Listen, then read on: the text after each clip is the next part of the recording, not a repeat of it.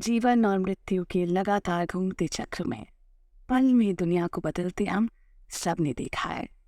कौन है जिसने घर में बच्चे के पैदा होने पर मिठाइयाँ न बंटवाई हों, या किसी अपने की मृत्यु पर दिनों महीनों शोक न मनाया हो। हम खुद को कितना भी ये समझाने की कोशिश करें कि ये शरीर तो नश्वर है और एक दिन मिट्टी में मिल जाना है, पर हम अपनी मृत्यु के लिए कभी भी तैयार नहीं होते हैं। अपने घर, परिवार या पहचान में किसी का भी मरना हमेशा ही असहनीय होता है। तो आखिर क्या है मृत्यु और क्यों है इसका दुख? आइए जाने एक महायोगी से। ऑडियो बुक समरी में सुनते हैं सदगुरु की लिखी किताब मृत्यु के कुछ अंश। सदगुरु कहते हैं कि मृत्यु एक बहुत मूल सवाल है। वास्तव में मृत्यु के जो आंकड़े हमें पता चलते हैं उसकी तुलना में मृत्यु हमारे ज़्यादा पास है। जैसे जैसे हमारा जीवन आगे बढ़ रहा है हम मर रहे हैं। यही वजह है कि डॉक्टर आपके अंदर देखकर ही आपकी उम्र बता देता है। सही बात तो यह है कि हमारा जन्म होने से भी पहले हमारे अंदर मृत्यु की शुरुआत हो जाती है। अगर आप अज्ञानी हैं, अनजान हैं, तो ये आपको ऐसा लगता है कि मृत्यु बाद में किसी दिन आएगी। पर अगर आप जागरूक हैं तो आप देखेंगे कि मृत्यु और जीवन दोनों ही हर पल में हो रहे हैं। अगर आप बस इतना ही करें कि थोड़ी ज़्यादा जागरूकता के साथ सांस लें, तो आप देखेंगे कि हर ली हुई सांस जीवन है और हर छोड़ी हुई सांस मृत्यु है।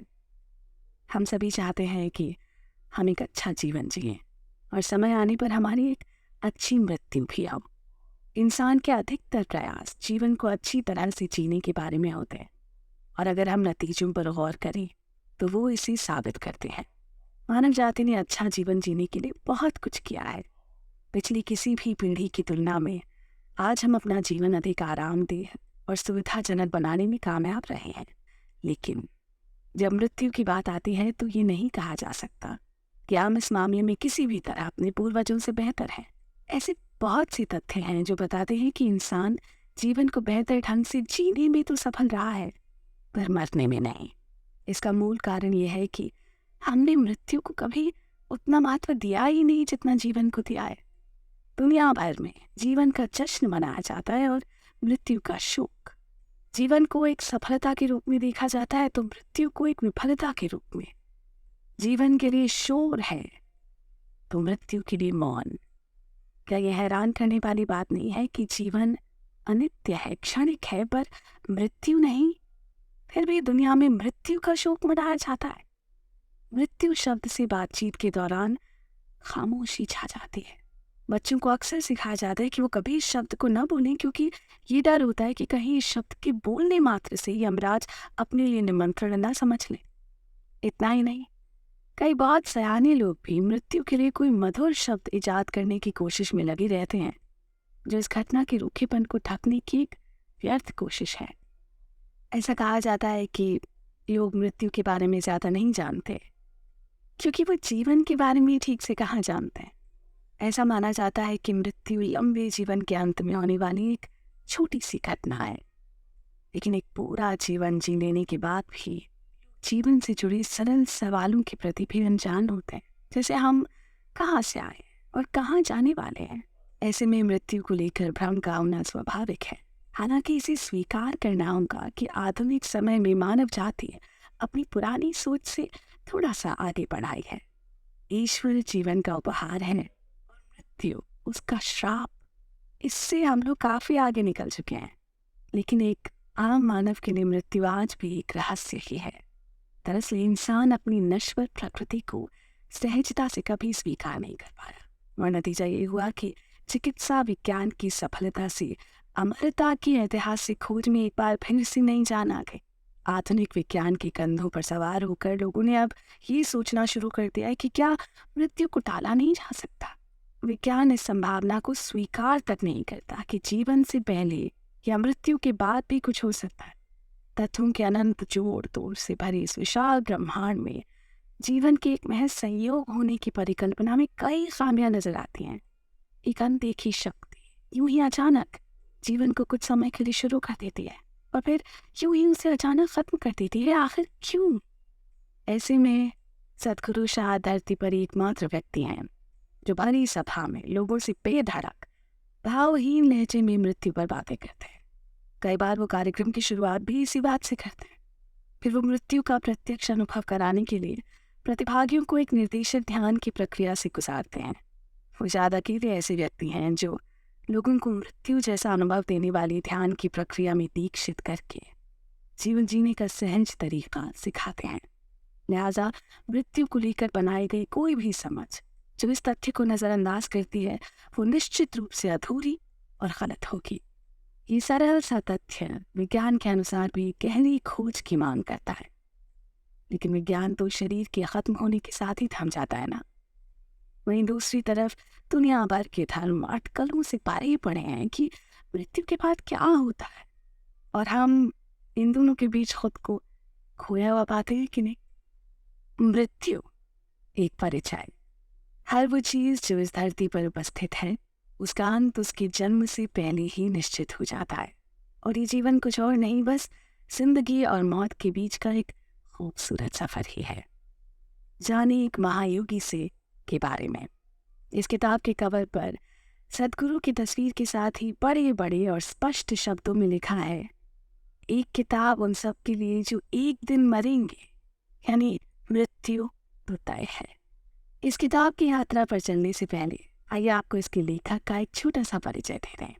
सदगुरु एक आध्यात्मिक गुरु, दिव्यदर्शी और योगी हैं जिन्होंने जीवन के प्रति अपनी अनूठी अंतर्दृष्टि और आत्म रूपांतरण के साधनों से दुनिया भर में करोड़ों लोगों के जीवन को बदलने की सफल कोशिश की है। खुद उन्हीं के शब्दों में लगभग 40 साल पहले सदगुरु जब एक अल्हड़ नवयुवक थे, उनको बहुत ही गहरा आध्यात्मिक अनुभव हुआ जिसने दुनिया के प्रति उनके दृष्टिकोण और उनके खुद के जीवन को पूरी तरह से बदल डाला। जैसे मैं जीवन भर मैं समझता रहा था, अचानक अब वो चारों तरफ हर जगह मौजूद था। मैं ये नहीं जान पा रहा था कि कौन मैं हूँ और कौन मैं नहीं हूँ। इस अनुभव ने उन्हें परमानंद की गहरी अवस्था में पहुंचा दिया। अगले कुछ महीनों में उनका ये अनुभव और ज़्यादा स्थिर होता गया और उनके लिए जीवंत सच्चाई बन गया। वैसे सदगुरु मृत्यु जैसे विषयों पर हमेशा चर्चा नहीं करते। शायद किसी को ये भी लग सकता है कि वो इस विषय को टालना चाहते हैं या इससे बचने की कोशिश करते हैं। जब किसी ने गहन रहस्य को जानने के लिए सदगुरु से पूछा, सदगुरु मृत्यु के बाद क्या होता है, तो उसे निराशा ही हाथ लगी। ऐसे सवालों के उत्तर में वो अक्सर कह देते हैं, कुछ चीज़ों को अनुभव से ही बेहतर जाना जा सकता है। जिन लोगों ने ये जानना चाहा कि मृतकों से कैसे संपर्क किया जाए, उन लोगों को पहले जीवित लोगों से संपर्क बनाने की सलाह दी गई। जिन लोगों ने सोल यानी आत्मा के अस्तित्व के बारे में पूछा, उन्हें जवाब मिला कि सबके पास दो हैं, हर पांव के नीचे एक सोल यानी तलवा। तो इस तरह वो कुछ ना कहते हुए भी बहुत कुछ कह देते हैं। आइए आपको बता दें कि अगले कुछ चरणों में हमारी चर्चा का विषय क्या होगा। मृत्यु के पहले भाग, जीवन और मृत्यु एक सांस में सदगुरु ने जीवन और मृत्यु की मौलिक प्रक्रिया को कई नजरियों से समझाया है।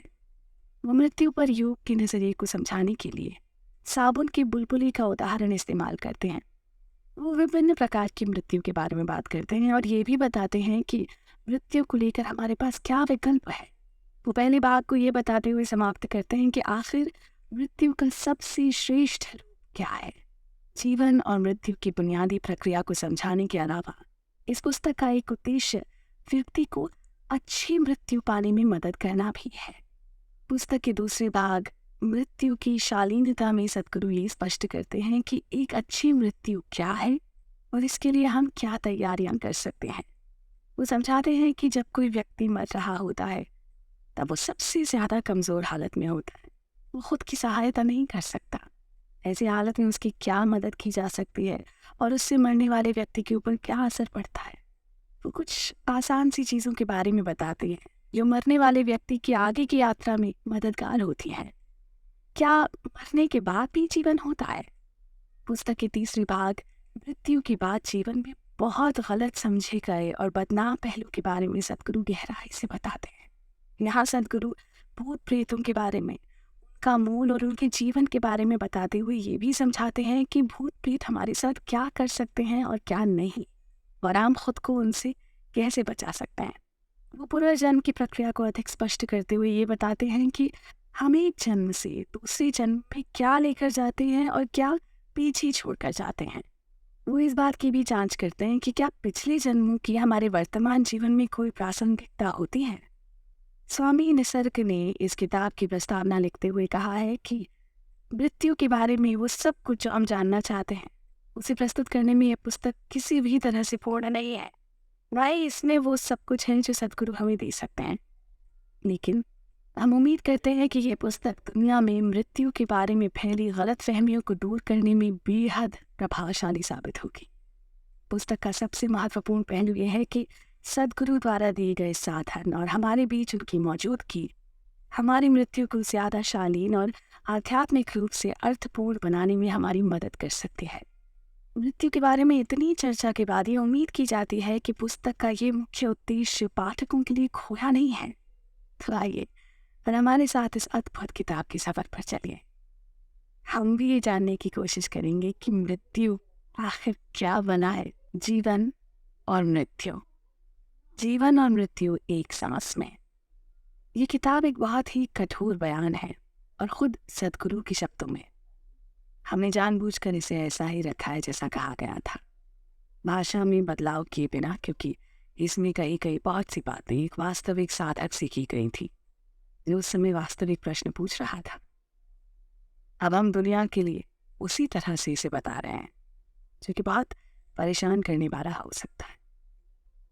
पूरा जीवन हम सब अपने अंदर एक डर लेकर जीते हैं, वो है मृत्यु का डर। सारे डर की जड़ है ये कि हम सब मरने वाले हैं। अगर आप मरने वाले नहीं होते तो आप में कोई डर नहीं होता, क्योंकि अगर काट के आपके टुकड़े भी कर दिए जाते तो भी आप नहीं मरते। इसमें डरने की क्या बात है? मृत्यु तो एक अद्भुत घटना है, इससे कई चीज़ें खत्म हो जाती हैं।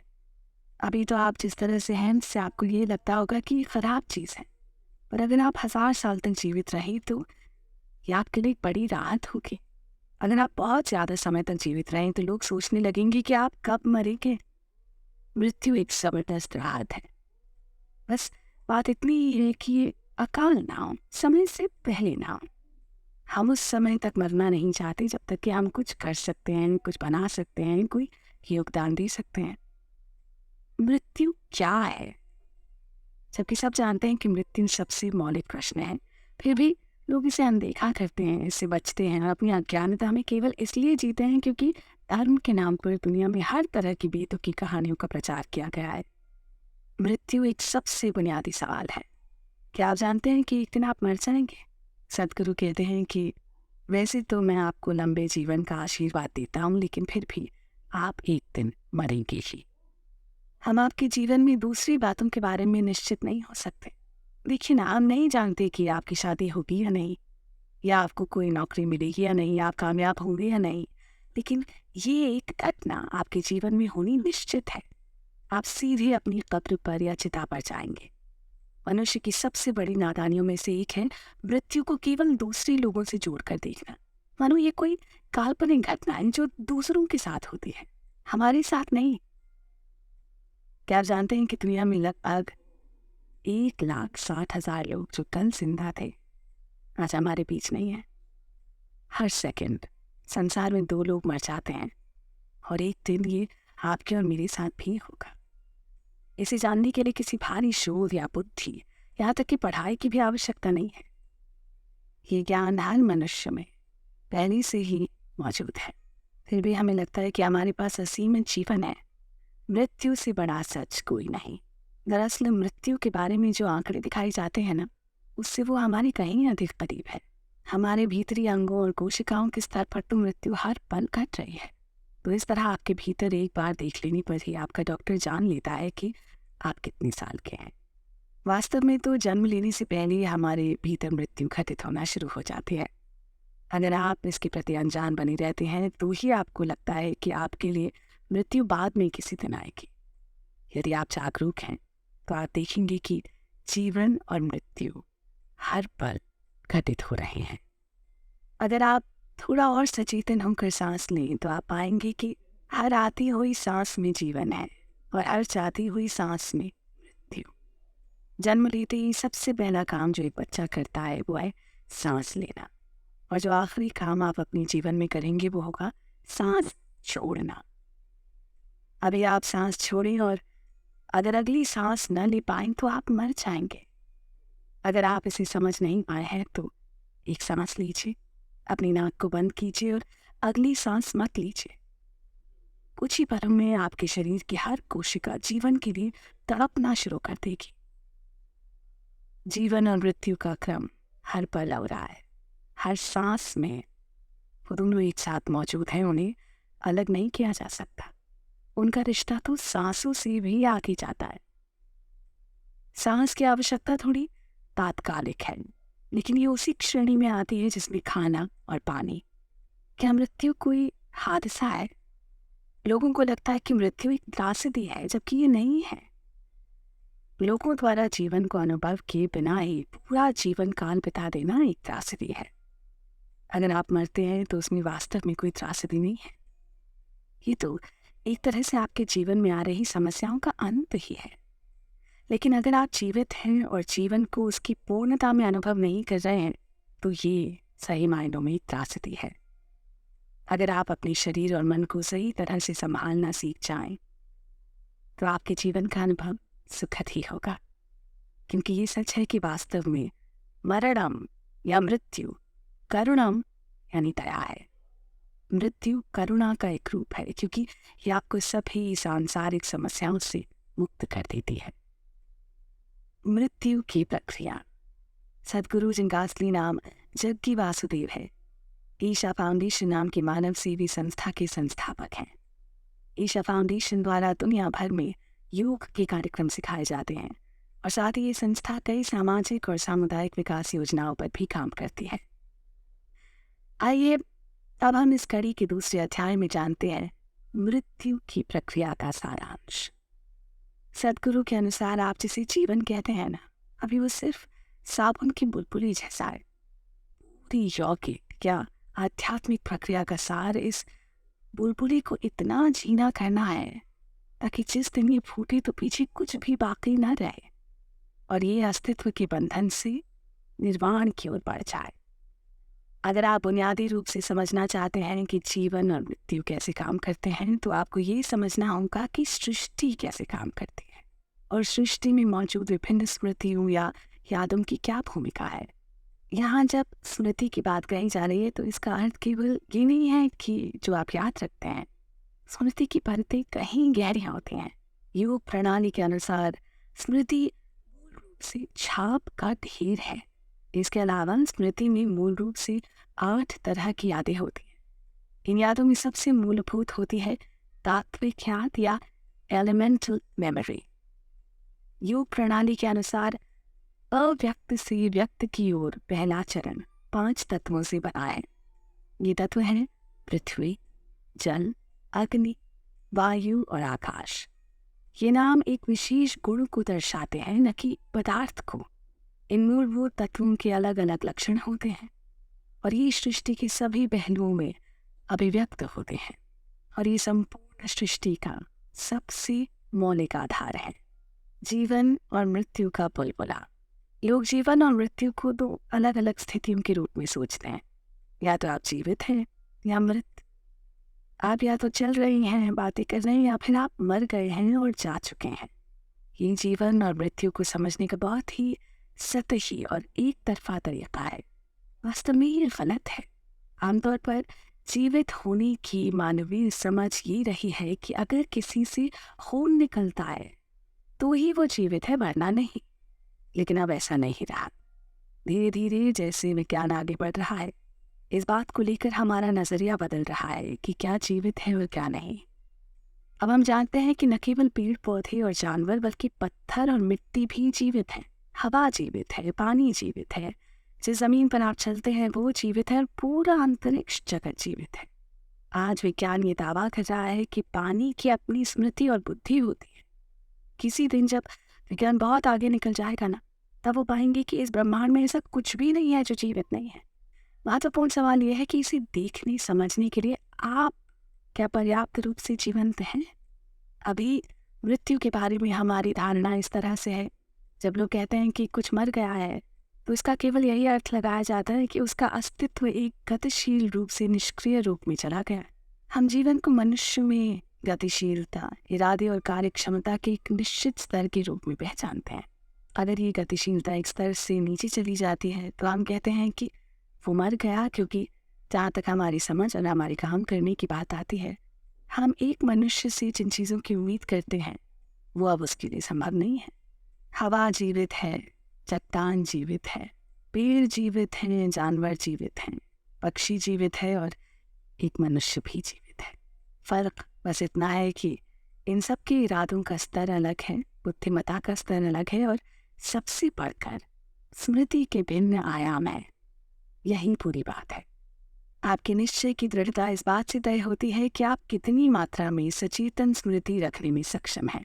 एक अमीबा यानी एक सेल के जीवाणु से लेकर एक मनुष्य तक सवाल केवल जटिलता का है। हर जीव का निश्चय होता है, लेकिन ये मुख्य रूप से अचेतन इरादा है। केवल मनुष्यों में ही सचेतन निश्चय होता है। यही बात हमें सबसे अलग करती है। कोई दूसरा जीव इस तरह नहीं सोच सकता। उनके लिए जो भी उनका अचेतन निश्चय है वही मुख्य रूप से उनका निश्चय है।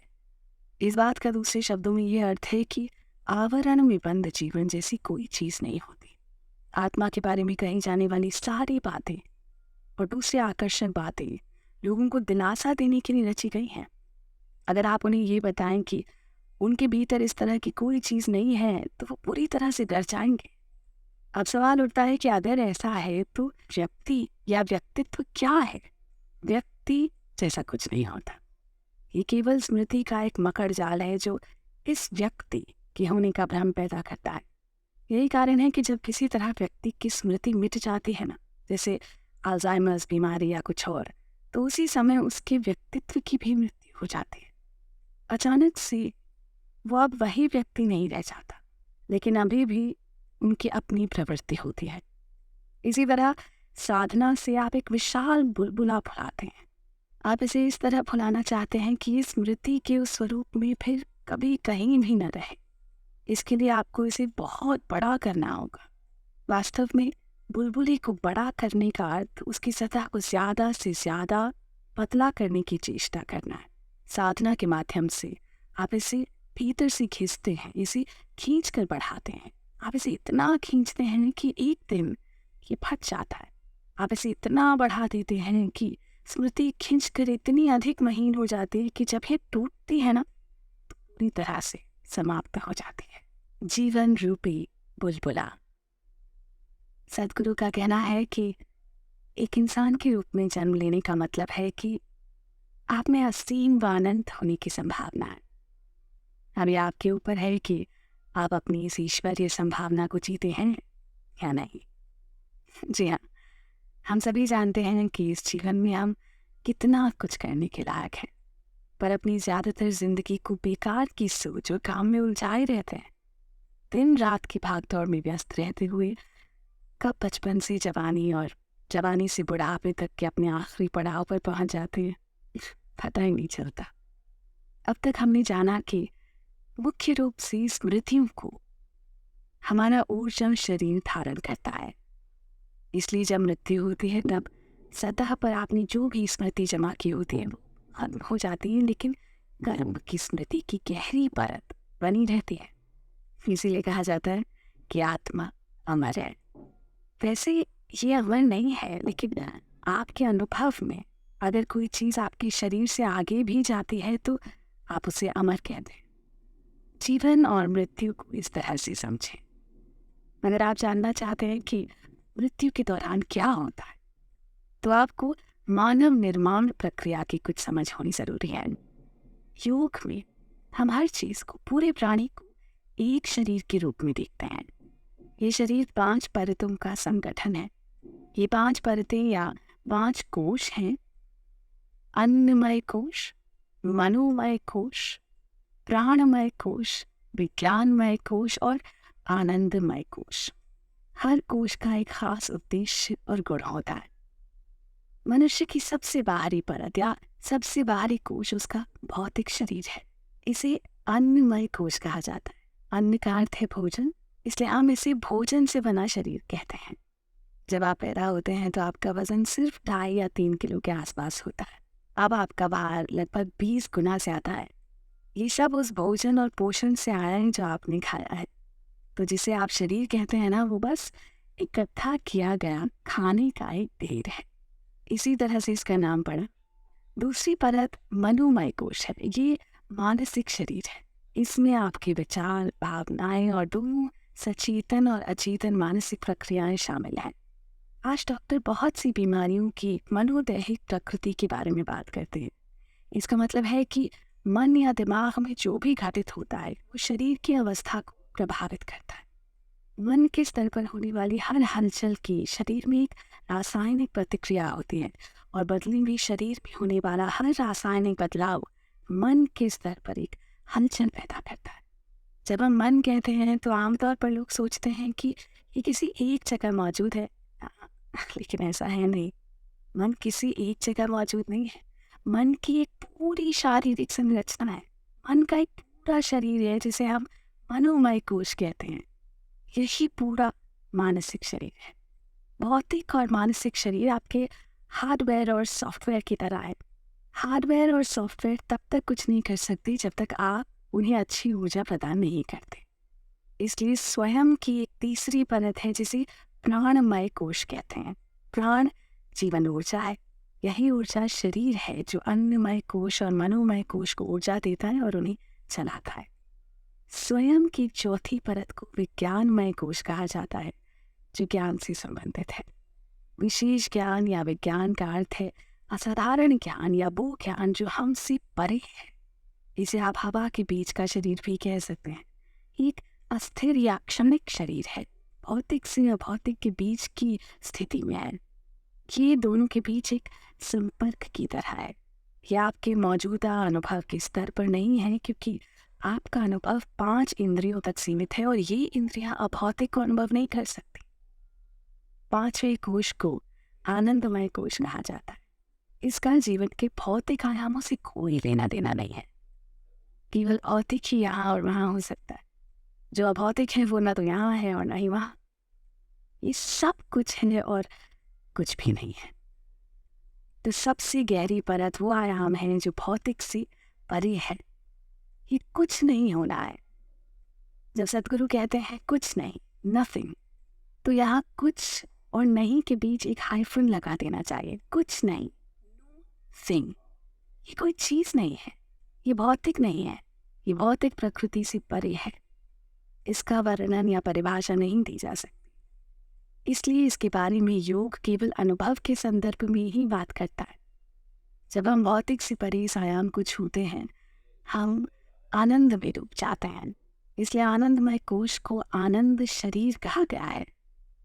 जब किसी की मृत्यु होती है तो केवल उसकी सबसे बाहरी कोश, अन्नमय कोश और मनोमय कोश का सचेतन हिस्सा ही खत्म होता है।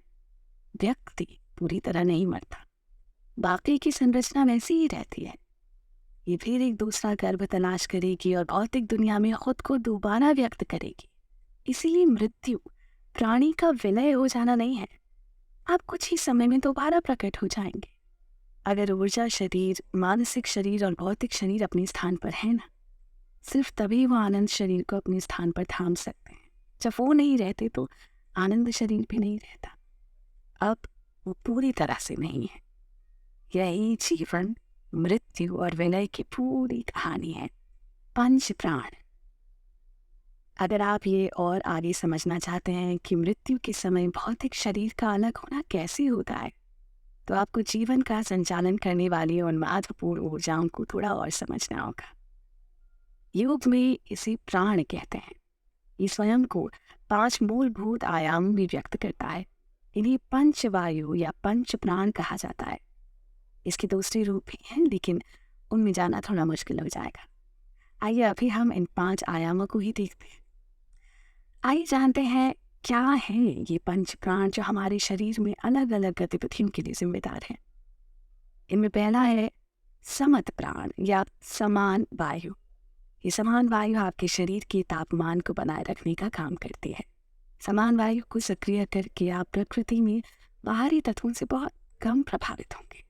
अगर आपने हिमालय के कुछ विशेष हिस्सों की यात्रा की है, खासतौर पर अगर आप गोमुख या तपोवन जैसे स्थानों पर गए हैं तो आपने वहाँ कुछ साधुओं को कड़ाके की ठंड में भी नंगा या कम से कम कपड़े पहने देखा होगा। ये इलाके बर्फीले या शून्य से नीचे तापमान वाले हैं, लेकिन इन साधुओं को वहाँ नंगे पांव चलते फिरते देखा जा सकता है। ऐसा इसलिए संभव है क्योंकि कुछ विशेष क्रियाएं करने से या विशेष मंत्रों पर महारत प्राप्त कर लेने से आप समान वायु को सक्रिय कर सकते हैं और अपने चारों ओर एक कवच का निर्माण कर सकते हैं। आप अपनी ही ऊर्जा का एक सुरक्षा कवच बना सकते हैं जिसके बाद बाहरी तत्व आपको परेशान नहीं करते। ऐसा केवल ठंड के विषय में नहीं है, गर्मी भी आपको विचलित नहीं करेगी। ये ऐसा है मानो आपके शरीर के भीतर एक एयर कंडीशनिंग मौजूद है जहाँ सर्दी और गर्मी दोनों अब आपको इतना परेशान नहीं कर सकते। इसका अगला पहलू है प्राण वायु, जो आपकी सांस लेने की क्रिया और आपकी विचार प्रक्रिया को संचालित करती है। अगर आप ध्यान से देखें तो पाएंगे कि आने वाले हर प्रकार के विचार के साथ आपकी सांस भी अक्सर बदल जाती है। आप यहाँ बैठकर अगर समुद्र के बारे में सोचेंगे तो आप देखेंगे कि आपकी सांस एक तरह से चलेगी। आप पहाड़ों के बारे में सोचेंगे तो वो दूसरी तरह से चलेगी। आप एक शेर के बारे में सोचेंगे तो ये किसी और तरह की होगी। विचार और श्वसन का इतने सीधे तौर पर जुड़े होने का कारण यह है कि दोनों एक ही ऊर्जा द्वारा संचालित किए जाते हैं, जिसे प्राण वायु कहते हैं। प्राण के अगले पड़ाव को उड़ान वायु कहा जाता है। उड़ान का अर्थ है उड़ना। वजन नापने की मशीन पर आपका वजन 70 या 80 किलोग्राम हो सकता है, लेकिन आप अपने ऊपर 70 या 80 किलो का भार महसूस नहीं करते, क्योंकि उड़ान वायु ग्रेविटी के खिलाफ उछाल पैदा करके आपको हल्का महसूस करवाती है। इसे सक्रिय करने के लिए योग साधनाएं उपलब्ध हैं। चीन में उड़ान वायु के पूरे गुरुकुल हुआ करते थे, जहां इस प्राण पर महारत हासिल करने वाले थोड़ा बहुत इधर उधर उड़ सकते थे। आपने फिल्मों में ये सब देखा होगा, जहाँ इसे थोड़ा सा बढ़ा चढ़ा कर दिखाया जाता है, लेकिन शरीर हल्का बन जाता है क्योंकि शरीर में उछलने की क्षमता अधिक हो जाती है। अगर आपको उड़ान पर पूरी महारत है तो कहा जाता है कि आप उड़ भी सकते हैं। आपका वजन उतना ही होगा, लेकिन आपको महसूस होगा जैसे आपका शरीर बहुत हल्का हो गया है। आपको इसे ढोने की ज़रूरत नहीं होगी, बल्कि ऐसा लगेगा जैसे ये हवा में उड़ रहा है। शरीर के आपके आभास को कम करने का ये एक दूसरा तरीका है। प्राण का अगला पहलू अपान वायु है। अपान वायु आपके तन और मन से सभी तरह की अशुद्धि का विसर्जन करती है और इंद्रियों के काम को संभालती है। जब कोशिकीय स्तर पर विसर्जन प्रणाली दक्ष होगी, सिर्फ तभी आपके पास इंद्रिय बोध के लिए आवश्यक संवेदनशीलता होगी, और इसीलिए शुद्धिकरण के पहलू को योग में इतना महत्व दिया जाता है। प्राण के अगले पहलू को व्यान वायु कहा जाता है। व्यान वायु वो है जो इन अरबों कोशिकाओं को एक साथ बुनकर एक प्राणी का रूप देती है। ऐसे योगियों के कुछ उदाहरण हैं जिनकी मृत्यु के महीनों बाद भी उनके शरीर के खराब होने के कोई संकेत नहीं दिखाई दिए, जबकि उन्हें सुरक्षित रखने की कोई कोशिश भी नहीं की गई थी। खासतौर पर तिब्बती भिक्षुओं के बीच ये आम बात है। ऐसा इसलिए संभव है क्योंकि जब वो मरते हैं तो वो ज्ञान प्राण की कुछ मात्रा शरीर में छोड़ देते हैं, जो उसे लंबे समय तक सुरक्षित रखता है। आपने देहांतरण या देह परिवर्तन के बारे में सुना होगा, जहाँ लोग अपने शरीर को त्याग कर दूसरे शरीर में प्रवेश कर जाते हैं। अगर व्यक्ति की अपनी व्यान पर महारत हो तो वो अपनी इच्छा से शरीर छोड़ सकता है। अब ये शरीर का छोड़ना योग की चरम सीमा नहीं है, ये योग का एक साधारण पहलू है। अगर आप अपने शरीर में व्यान वायु को सक्रिय कर लें तो आप अपने शरीर के भीतर धीरे धीरे धीरे हो जाएंगे। ये जीवन में आपको एक पूरी तरह अलग स्वतंत्रता का आभास देगा, क्योंकि ये बोध कि मैं शरीर नहीं, आप में सहज ही आ जाएगा। प्राणों या वायु की और भी बहुत से पहलू हैं, लेकिन मूल रूप से ये भौतिक शरीर को इसी प्रकार से प्रभावित करते हैं। मृत्यु की घटना को समझने के लिए प्राणों की बुनियादी समझ होना आवश्यक है, क्योंकि मृत्यु के समय प्रत्येक प्राण अलग अलग तरीके से निकलता है और ये मृत व्यक्ति को अलग अलग तरीके से प्रभावित करता है। मृत्यु की प्रक्रिया या देह मुक्त होने की प्रक्रिया सांस बंद होने के बाद भी काफी देर तक चलती रहती है। मृत्यु के चरण। सदगुरु का कहना है कि नश्वरता व मृत्यु को अनदेखा करना सबसे बड़ी अज्ञानता है, और फिर भी हम पूरा जीवन इस अज्ञानता में ही बिता देते हैं। आइए इस भाग में समझते हैं कि मृत्यु की क्या परिभाषा है और उसकी कितनी चरण हो सकते हैं। आधुनिक विज्ञान की प्रगति के लिए परिभाषाएं मुख्य हैं। किसी भी चीज का अध्ययन करने के लिए उन्हें सबसे पहले उसको परिभाषित करने में सक्षम होना चाहिए। लेकिन जब मृत्यु की परिभाषा करने की बात आती है तो आधुनिक विज्ञान खुद ही उलझ जाता है। मृत्यु के लिए उनके पास सर्वश्रेष्ठ परिभाषा है जीवन की अनुपस्थिति। लेकिन फिर उनके पास जीवन के लिए भी कोई परिभाषा नहीं है। जीवन और मृत्यु से जुड़े सामाजिक, चिकित्सकीय और कानूनी पहलुओं के कारण मृत्यु की परिभाषा करना या मृत्यु के समय को सही ढंग से तय करना एक आवश्यकता है। पहले उन्होंने कहा कि अगर सांस रुक गई है तो व्यक्ति मर गया है। लेकिन फिर कुछ लोग जो इस परिभाषा के अनुसार मृत घोषित कर दिए गए थे फिर से जीवित हो गए और बवाल मच गया। तो वो एक कदम और आगे बढ़े और कहा कि अगर नाड़ी बंद हो जाती है अर्थात दिल धड़कना बंद कर देता है तो ये मृत्यु है। लेकिन फिर से सांसें और दिल के रुक जाने पर भी लोगों में जीवन वापस लौट आया। आज उनके पास पारिभाषिक शब्दों का एक संग्रह है। क्लिनिकल मृत्यु, दिमागी मृत्यु, दैहिक मृत्यु, दिल फेफड़े की विफलता, पूरी दिमाग की मृत्यु, उच्चतर दिमागी मृत्यु वगैरह, जिससे कि वो मृत्यु को परिभाषित करने की अपनी अयोग्यता के पीछे छुप सके। वास्तव में ये समस्या इसलिए है क्योंकि वो केवल मृत्यु की प्रक्रिया को देख रहे हैं, उसके कारण को नहीं, जो कि पंच प्राणों का भौतिक शरीर से प्रस्थान है। आधुनिक विज्ञान मशीनों को मृत्यु का फैसला करने देता है। मॉनिटरों पर आपकी सांस का रुकना, दिल का रुकना या आपके मस्तिष्क का संकेतहीन हो जाना मृत्यु नहीं है। जब भौतिक शरीर से पंच प्राण पूरी तरह निकल जाते हैं केवल तभी वो मृत्यु है। जब सांस बंद हो जाती है, जिसे हम मृत्यु कहते हैं, वो हो जाती है तो प्राणों का निकास समय के साथ धीरे धीरे होता है। सभी प्राण एक ही पल में शरीर को नहीं छोड़ते, उनके निकलने का एक निश्चित स्वरूप होता है। इसे कुछ सरल तरीकों से देखा जा सकता है। उदाहरण के लिए यह अच्छी तरह दर्ज किया गया है कि अगर आप एक मृत शरीर को 2 से 3 दिन तक रखें तो आप देखेंगे कि उसके बाल बढ़ेंगे। अगर वो एक आदमी रहा हो और दाढ़ी बनाता हो तो आप इसे उसके चेहरे के बालों में देख सकते हैं, उसके नाखून भी बढ़ेंगे। इसलिए जिन देशों में वो मृत शरीरों को लंबे समय के लिए सुरक्षित रखते हैं तो देखभाल करने वाले नाखूनों को काटते हैं और दाढ़ी बनाते हैं। ऐसा इसलिए नहीं है क्योंकि चमड़ी सूख गई है या सिकुड़ गई है, इन चीज़ों का थोड़ा योगदान हो सकता है, लेकिन मुख्य रूप से ऐसा इसलिए होता है क्योंकि बाल और नाखून एक तरह से खास है, क्योंकि शरीर के उन हिस्सों में आपके जीवित रहते हुए भी कोई संवेदना नहीं होती। इन हिस्सों में संवेदना नहीं होने का कारण है कि आपके जीवित रहते हुए भी उनमें प्राणवायु नहीं होती, लेकिन दूसरी सभी वायु वहाँ मौजूद रहती हैं। इसलिए मृत्यु के तुरंत बाद जब प्राण वायु शरीर से निकल जाती है तो शरीर के इन भागों पर अधिक असर नहीं पड़ता। जब तक शरीर से दूसरे प्राण भी न निकल जाए आप वहाँ पर थोड़ी बढ़त देखेंगे। ऐसा सिर्फ इसलिए है क्योंकि प्राणों की निकासी की प्रक्रिया समय के साथ धीरे धीरे होती है।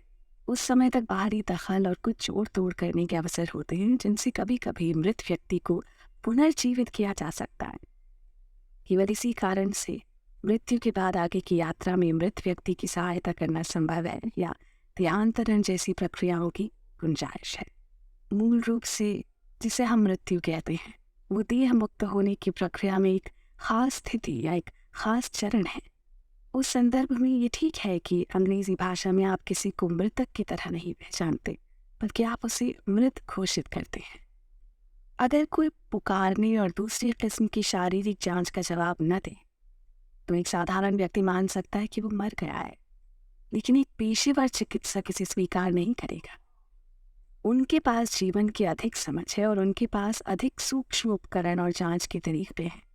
वो जानते हैं कि उचित हस्तक्षेप से जीवन को पुनः सक्रिय किया जा सकता है और व्यक्ति को शरीर में वापस लाया जा सकता है। लेकिन देह मुक्त होने की प्रक्रिया अगर एक खास स्तर को पार कर चुकी है तो वो व्यक्ति इन चिकित्सकीय प्रयासों का भी जवाब नहीं देगा। ऐसे व्यक्ति को चिकित्सकीय रूप से मृत घोषित कर दिया जाएगा। लेकिन योग परंपरा में अभी भी इसे आध्यात्मिक वृत्ति नहीं माना जाएगा। वो व्यक्ति जो योग और तंत्र में अच्छी तरह निपुण है, उसके पास जीवन की और भी अधिक सूक्ष्म समझ होती है। उसके पास जीवन तक पहुंचने और संभवतः उसे वापस लाने में सक्षम होने के लिए बहुत ही सूक्ष्म साधन और तकनीकें होती हैं। हालांकि अगर देह मुक्त होने की प्रक्रिया एक खास सीमा से आगे बढ़ गई है, तब वो भी उस शरीर में जीवन नहीं लौटा सकेंगे। अब सभी व्यावहारिक उद्देश्यों के लिए वो व्यक्ति पूरी तरह जा चुका है। अब उसे बिल्कुल भी वापस नहीं लाया जा सकता। अब केवल उसके आगे की यात्रा में सहायता की जा सकती है बस। तो किसी व्यक्ति की मृत्यु कब होती है, इस सवाल का जवाब काफी हद तक तो इस बात पर निर्भर करता है कि इस घोषणा का उद्देश्य क्या है और देह मुक्त होने के विभिन्न चरणों में उस जीवन के साथ दखल देने की किसी व्यक्ति की क्या क्षमता है। आप जितने अधिक क्षमतावान होंगे, आपके पास उस स्थिति के साथ उतनी ही गुंजाइश होगी। चक्र, शरीर से निकलने के द्वार। जिस तरह अपनी हर सांस के साथ आप अपने अंत के नजदीक पहुंच रहे हैं, उसी तरह अपनी हर सांस के साथ आप अपनी मुक्ति के करीब भी पहुंच सकते हैं। शरीर की प्राण प्रणाली में विभिन्न ऊर्जा नाड़ियां और उनके मिलने के बिंदु, जिन्हें चक्र कहते हैं, शामिल हैं। ऐसे कुल 114 चक्र हैं। उनमें से 112 शरीर में स्थित हैं और 2 शरीर से बाहर हैं। शरीर में मौजूद चक्रों को 7 मुख्य श्रेणियों में बांटा गया है, जिसमें हर श्रेणी में 16 चक्र हैं। जीवन में इन चक्रों की सक्रियता के स्तर तय करते हैं कि एक व्यक्ति द्वारा जिए जाने वाले जीवन की गुणवत्ता क्या होगी। परिणाम स्वरूप मृत्यु में इन चक्रों से ऊर्जा जिस तरह गुजरती है, वो मृत्यु की गुणवत्ता को भी तय करती है। इसलिए हर मृत्यु की प्रकृति केवल इस बात से तय नहीं होती कि प्राण किस तरह शरीर से निकले हैं, बल्कि इस बात से भी तय होती है कि किस चक्र से प्राण निकले हैं। भले ही आप अपने से भीतर मुक्त हो चुके हों, अगर आपने अपने भीतर एक खास अवस्था प्राप्त कर भी ली हो, तब भी भौतिक शरीर को सचेतन रूप से छोड़ने के लिए आपको बहुत अधिक निपुणता की आवश्यकता होगी। जीवन और शरीर आपस में कैसे जुड़े हैं और इन्हें अलग करने के लिए आपको क्या करना है, इसके विज्ञान को आपको जानने की ज़रूरत है, वरना आप शरीर को सचेतन रूप से छोड़ने में सक्षम नहीं हो पाएंगे। योग के मार्ग पर चलने वाले व्यक्ति खुले में बैठकर बस यूं ही प्रस्थान कर सकते हैं, ठीक वैसे जैसे कोई अपने कपड़े उतारे और चला जाए, क्योंकि वो शरीर छोड़ने का विज्ञान जानते हैं। हर मृत्यु के आसपास की स्थिति अलग होगी, जो इस पर आधारित होगी कि व्यक्ति कितनी कुशलता से शरीर छोड़ता है। सरलता के लिए अधिकतर हम केवल शरीर के मुख्य चक्रों के बारे में ही बात करते हैं। हर एक को एक नाम दिया गया है और उनके विशेष गुण होते हैं। दुनिया में एक बहुत ही लिप्त व्यक्ति के लिए, या ऐसा व्यक्ति जो डर में प्राण छोड़ता है, उसके लिए, जैसा कि बहुत से लोगों के साथ होता है, वो मूलाधार चक्र से प्राण छोड़ते हैं, जो गुदा द्वार के पास होता है। यही कारण है कि कई बार मृत्यु होने पर बहुत से लोगों का थोड़ा सा मल और मूत्र निकल जाता है। इसका कारण और कुछ नहीं होता, बल्कि प्राण के मूलाधार चक्रों से निकलने की वजह से ऐसा होता है। अगर हम अपनी इच्छा से शरीर नहीं छोड़ सकते, तो कम से कम हमें मृत्यु का स्वागत करने के योग्य होना चाहिए। आमतौर पर अगर कोई मूलाधार से जाता है, तो इसे बहुत ही निम्न स्तर का प्रस्थान माना जाता है। जो व्यक्ति जननांगों के ठीक ऊपर स्थित स्वाधिष्ठान चक्र से जाता है, वह असाधारण रचनात्मक कौशल के साथ जन्म ले सकता है। इसी तरह जो नाभि से ठीक नीचे स्थित मणिपूरक चक्र से शरीर छूटता है, वो बहुत ही सुनियोजित कार्य क्षमता वाला हो सकता है, बहुत महान व्यवसाय या महान सेवानायक हो सकता है। मुख्य रूप से वो अपने अगले जन्म में किसी संगठन या व्यवस्था निपुण व्यक्ति हो सकता है। जो पसलियों से मिलने के स्थान पर स्थित अनाहत चक्र से निकास करता है, वो संगीत या कला में विलक्षण प्रतिभा से संपन्न हो सकता है। वो बहुत ही संवेदनशील कवि या भक्त बन सकता है, जो बहुत सी दूसरे लोगों को प्रेरित कर सकता है। अनाहत चक्र में दूसरे सभी आयामों तक पहुंचने की संभावना भी छुपी होती है।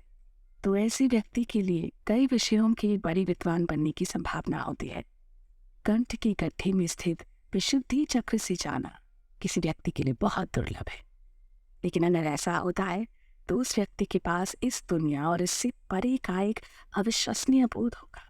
ऐसा व्यक्ति पूर्ण अनासक्ति के भाव में भी रहेगा और जीवन के सभी पहलुओं में उसकी निडर भागीदारी होगी। उसमें स्पष्टता का एक असाधारण भाव प्रबल रहेगा। बाहों के बीच स्थित आज्ञा चक्र ऊंची स्तर का है। योगों में विशुद्धि चक्र की बजाय आज्ञा चक्र से देह त्यागना अधिक आम बात है। जो व्यक्ति पूरी तरह सचेतन है वो सिर के ऊपर स्थित सहस्त्रार चक्र से शरीर त्याग करेगा। ये जाने का सर्वश्रेष्ठ तरीका है। साधारणतः प्राण बस निकल जाते हैं, लेकिन कभी कभी मृत्यु के क्षण में ये वास्तव में एक असली छेद छोड़ जाते हैं। कुछ लोगों में शरीर छोड़ने के बाद सार के ऊपर की जगह पर एक छेद देखा जा सकता है। जब कोई अपने सहस्त्रार चक्र से देह छोड़ता है तो इसका अर्थ होता है कि वो पूरी तरह सचेतन था। अगर आप चाहते हैं कि मृत्यु के पल में आप पूरी चेतना में हों तो आपको एक सचेतन जीवन जीना होगा। उस पल में आप कभी भी किसी भी तरह सचेतन नहीं रह सकते। जो सचेतन है वो जिस तरह चाहे प्राण त्याग सकता है, लेकिन जो अचेतन है उन्हें तय मार्ग से ही जाना होता है, क्योंकि उनका जीवन एक बंधन था, इसलिए मृत्यु भी एक बंधन होती है। अगर मृत्यु के पल में व्यक्ति 100% जागरूक रह सकता है तो उसे पुनर्जन्म से नहीं गुजरना पड़ेगा। वो दूसरा शरीर धारण नहीं करेगा, बस मुक्त हो जाएगा। मृत्यु की क्वालिटी। जगी वासुदेव यानी हम सब के प्रिय सदगुरु का कहना है कि दुनिया में एक ही समस्या है, वो है इंसान। और इंसान के सामने एक ही समस्या है कि वो अचेतन और विवश है। ये अचेतना और विवशता कभी कभी किसी बहुत बड़े संकट के रूप में खुद को प्रकट करती है। जिस तरह इस दुनिया में कोई भी दो व्यक्ति एक सा जीवन नहीं जीते, ठीक उसी तरह कोई भी दो लोग एक सी तरीके से नहीं मरते। लोग एक सी स्थिति में मर सकते हैं, एक से कारण से मर सकते हैं, लेकिन फिर भी वो बिल्कुल एक से ढंग से नहीं मरते। और इस कड़ी में अब हम बात करेंगे मृत्यु के अच्छे या बुरे माने जाने पर। आपकी जानकारी के लिए बता दें कि ये ऑडियो बुक समरी प्रकाशित पुस्तक को पढ़ने के बाद लिखी गई है। ये पूरी किताब नहीं बल्कि उसका निचोड़ मात्र है। हालांकि पूरी किताब में मृत्यु संबंधित विचारों का विस्तृत वर्णन है, लेकिन इस सारांश में हमारी कोशिश रही है कि किताब के अस्तित्व से न भटकते हुए आप तक इसका उचित सार पहुंचाया जा सके। सदगुरु की कही गूढ़ ज्ञान की कई बातों को अपने मौलिक रूप में भी प्रस्तुत किया गया है। तो आइए सुनते हैं मृत्यु का सार। अब प्रश्न ये है कि क्या मृत्यु को अच्छा या बुरा माना जा सकता है? आपको ये तो पता होगा कि इस दुनिया में कोई भी दो व्यक्ति एक से नहीं है जो एक सा जीवन जीते हो, है ना? एक ही घर में रहने वाले और एक जैसी चीज़ें करने वाले एक ही माँ से जन्मे हो सकते हैं, लेकिन उनके जीवन का अनुभव एक सा नहीं हो सकता। आज के समय में मृत्यु की गुणवत्ता यानी क्वालिटी को लेकर जागरूकता बढ़ती नजर आ रही है। और जिस तरह जीवन गुणवत्ता की श्रेणियां हैं, उसी तरह लोगों ने मृत्यु गुणवत्ता की श्रेणियां भी बनाई हैं। आपको शायद जानकर हैरानी हो, जैसे लोग अपने लिए जीवन लक्ष्य निर्धारित करते हैं, वैसे ही इस बात की जागरूकता भी बढ़ी है कि व्यक्ति को मृत्यु लक्ष्य भी बना लेनी चाहिए। क्या आपको लगता है कि हमें इस परिवर्तन का स्वागत करना चाहिए? लोग सोचते हैं कि अगर कोई बिना कोई दर्द या कष्ट सहे, बिना मृत्यु से संघर्ष करे, असमय नहीं बल्कि पूरा जीवन जीकर और मरते समय प्रियजनों से घिरा रहता है, तो ये एक अच्छी मृत्यु है। वहीं दूसरी ओर ऐसा माना जाता है कि अगर कोई अचानक या हिंसात्मक ढंग से मरता है तो ये बुरी मृत्यु है। ऐसी सोच रखना कोई ख़राब बात नहीं है, पर इसका कोई आधार भी नहीं है। एक स्वाभाविक या सामयिक मृत्यु में वो जानकारी जो जीवन को चलाती है समाप्त हो जाती है और जीवन क्षीण पड़ जाता है। ऐसे में भले ही आपने एक खराब जीवन जिया, लेकिन आखिरी कुछ पल बहुत ही शांतिपूर्ण और शानदार हो जाते हैं। अचानक आप देखेंगे कि वो लोग बहुत ही समझदार हो गए हैं, उन्हें अपने आसपास की किसी भी चीज़ का मोह नहीं रहता। वो ऐसी असाधारण समझदारी दर्शाते हैं जो कि वो अपने पूरे जीवन काल में करने में नाकाम रहे। ऐसा इसलिए क्योंकि ये स्वाभाविक मृत्यु है। स्वाभाविक मृत्यु खराब मृत्यु नहीं है। आइए अब बात करते हैं एक दूसरी तरह की मृत्यु की, जिसे इच्छा मृत्यु कहते हैं।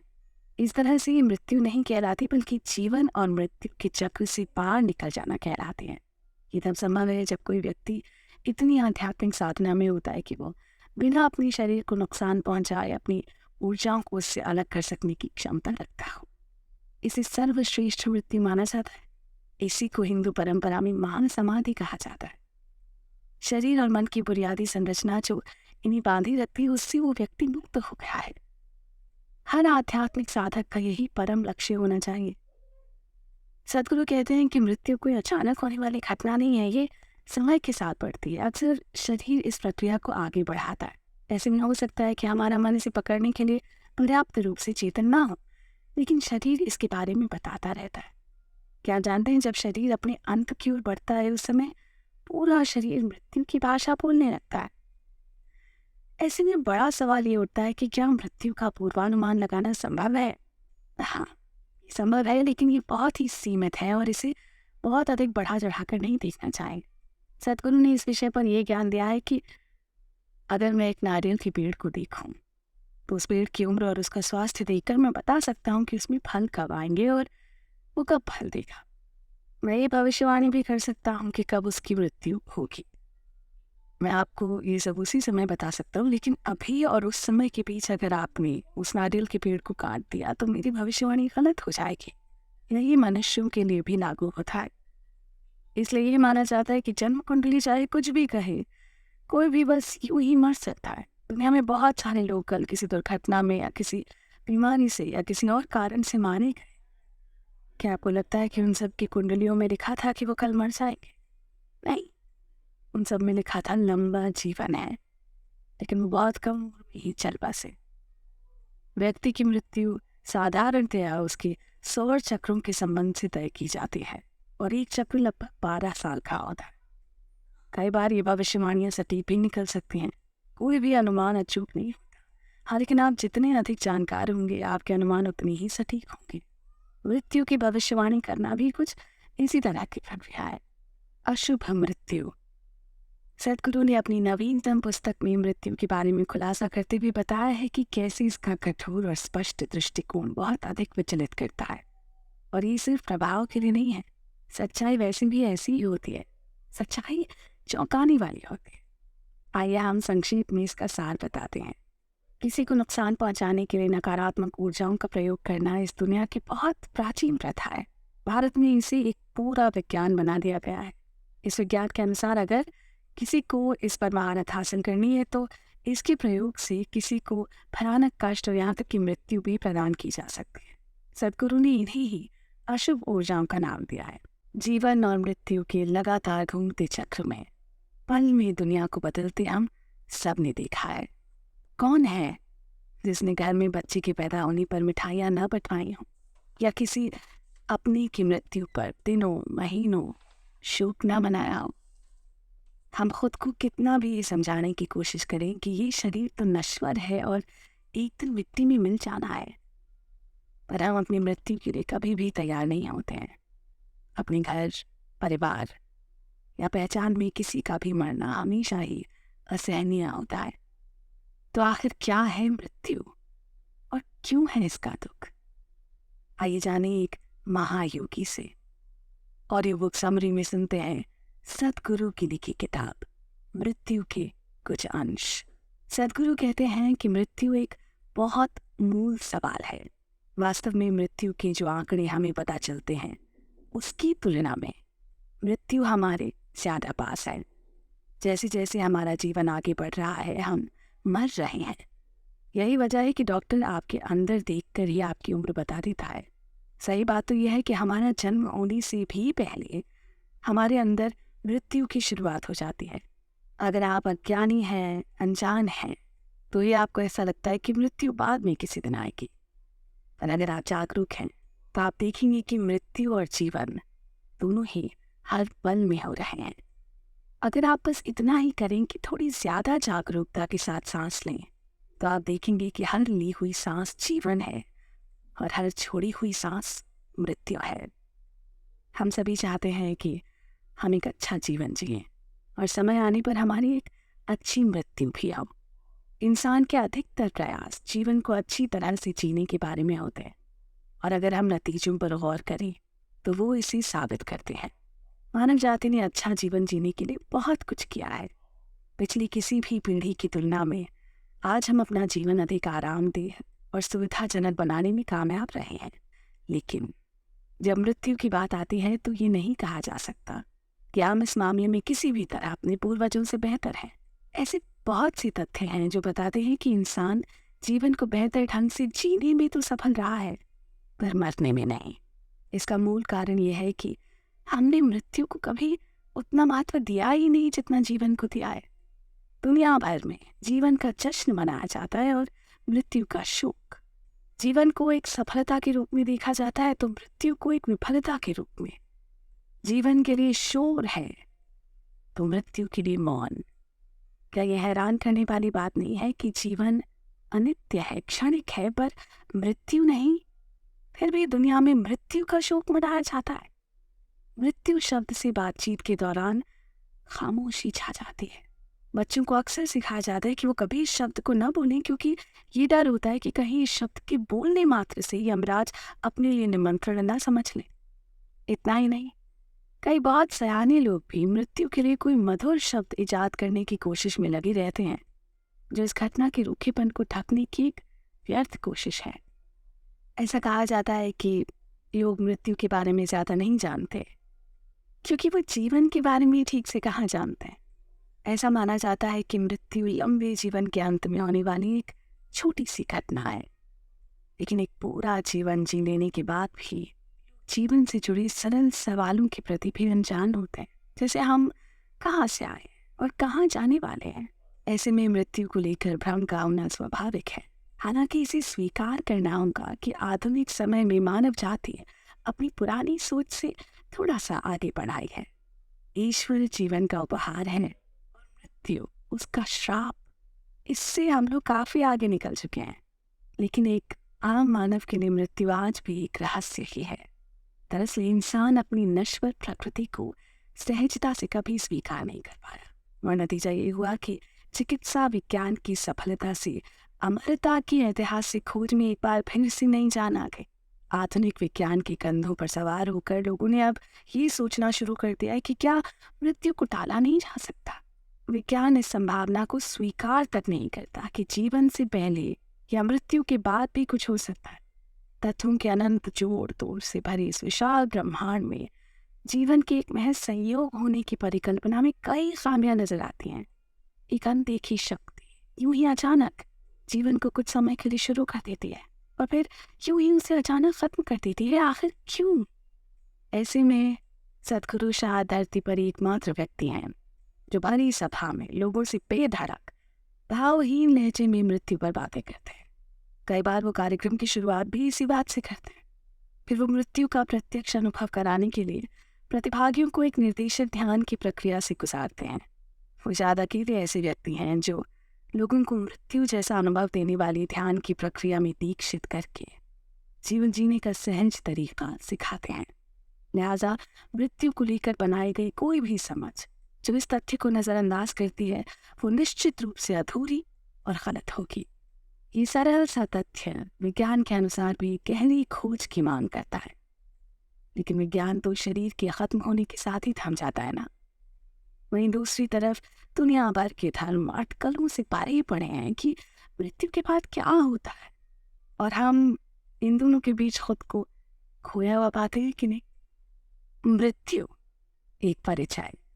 हर वो चीज जो इस धरती पर उपस्थित है उसका अंत उसके जन्म से पहले ही निश्चित हो जाता है, और ये जीवन कुछ और नहीं, बस जिंदगी और मौत के बीच का एक खूबसूरत सफर ही है। जाने एक महायोगी से के बारे में। इस किताब के कवर पर सदगुरु की तस्वीर के साथ ही बड़े बड़े और स्पष्ट शब्दों में लिखा है, एक किताब उन सब के लिए जो एक दिन मरेंगे, यानी मृत्यु तो तय है। इस किताब की यात्रा पर चलने से पहले आइए आपको इसके लेखक का एक छोटा सा परिचय दे रहे हैं। सदगुरु एक आध्यात्मिक गुरु, दिव्यदर्शी और योगी हैं जिन्होंने जीवन के प्रति अपनी अनूठी अंतर्दृष्टि और आत्म रूपांतरण के साधनों से दुनिया भर में करोड़ों लोगों के जीवन को बदलने की सफल कोशिश की है। खुद उन्हीं के शब्दों में लगभग 40 साल पहले सदगुरु जब एक अल्हड़ नवयुवक थे, उनको बहुत ही गहरा आध्यात्मिक अनुभव हुआ जिसने दुनिया के प्रति उनके दृष्टिकोण और उनके खुद के जीवन को पूरी तरह से बदल डाला। जिसे मैं जीवन भर मैं समझता रहा था, अचानक अब वो चारों तरफ हर जगह मौजूद था। ये नहीं जान पा रहा था कि कौन मैं हूँ और कौन मैं नहीं हूँ। इस अनुभव ने उन्हें परमानंद की गहरी अवस्था में पहुंचा दिया। अगले कुछ महीनों में उनका ये अनुभव और ज्यादा स्थिर होता गया और उनके लिए जीवंत सच्चाई बन गया। वैसे सदगुरु मृत्यु जैसे विषयों पर हमेशा चर्चा नहीं करते। शायद किसी को ये भी लग सकता है कि वो इस विषय को टालना चाहते हैं या इससे बचने की कोशिश करते हैं। जब किसी ने गहन रहस्य को जानने के लिए सदगुरु से पूछा, सदगुरु मृत्यु के बाद क्या होता है, तो उसे निराशा ही हाथ लगी। ऐसे सवालों के उत्तर में वो अक्सर कह देते हैं, कुछ चीज़ों को अनुभव से ही बेहतर जाना जा सकता है। जिन लोगों ने ये जानना चाहा कि मृतकों से कैसे संपर्क किया जाए, उन लोगों को पहले जीवित लोगों से संपर्क बनाने की सलाह दी गई।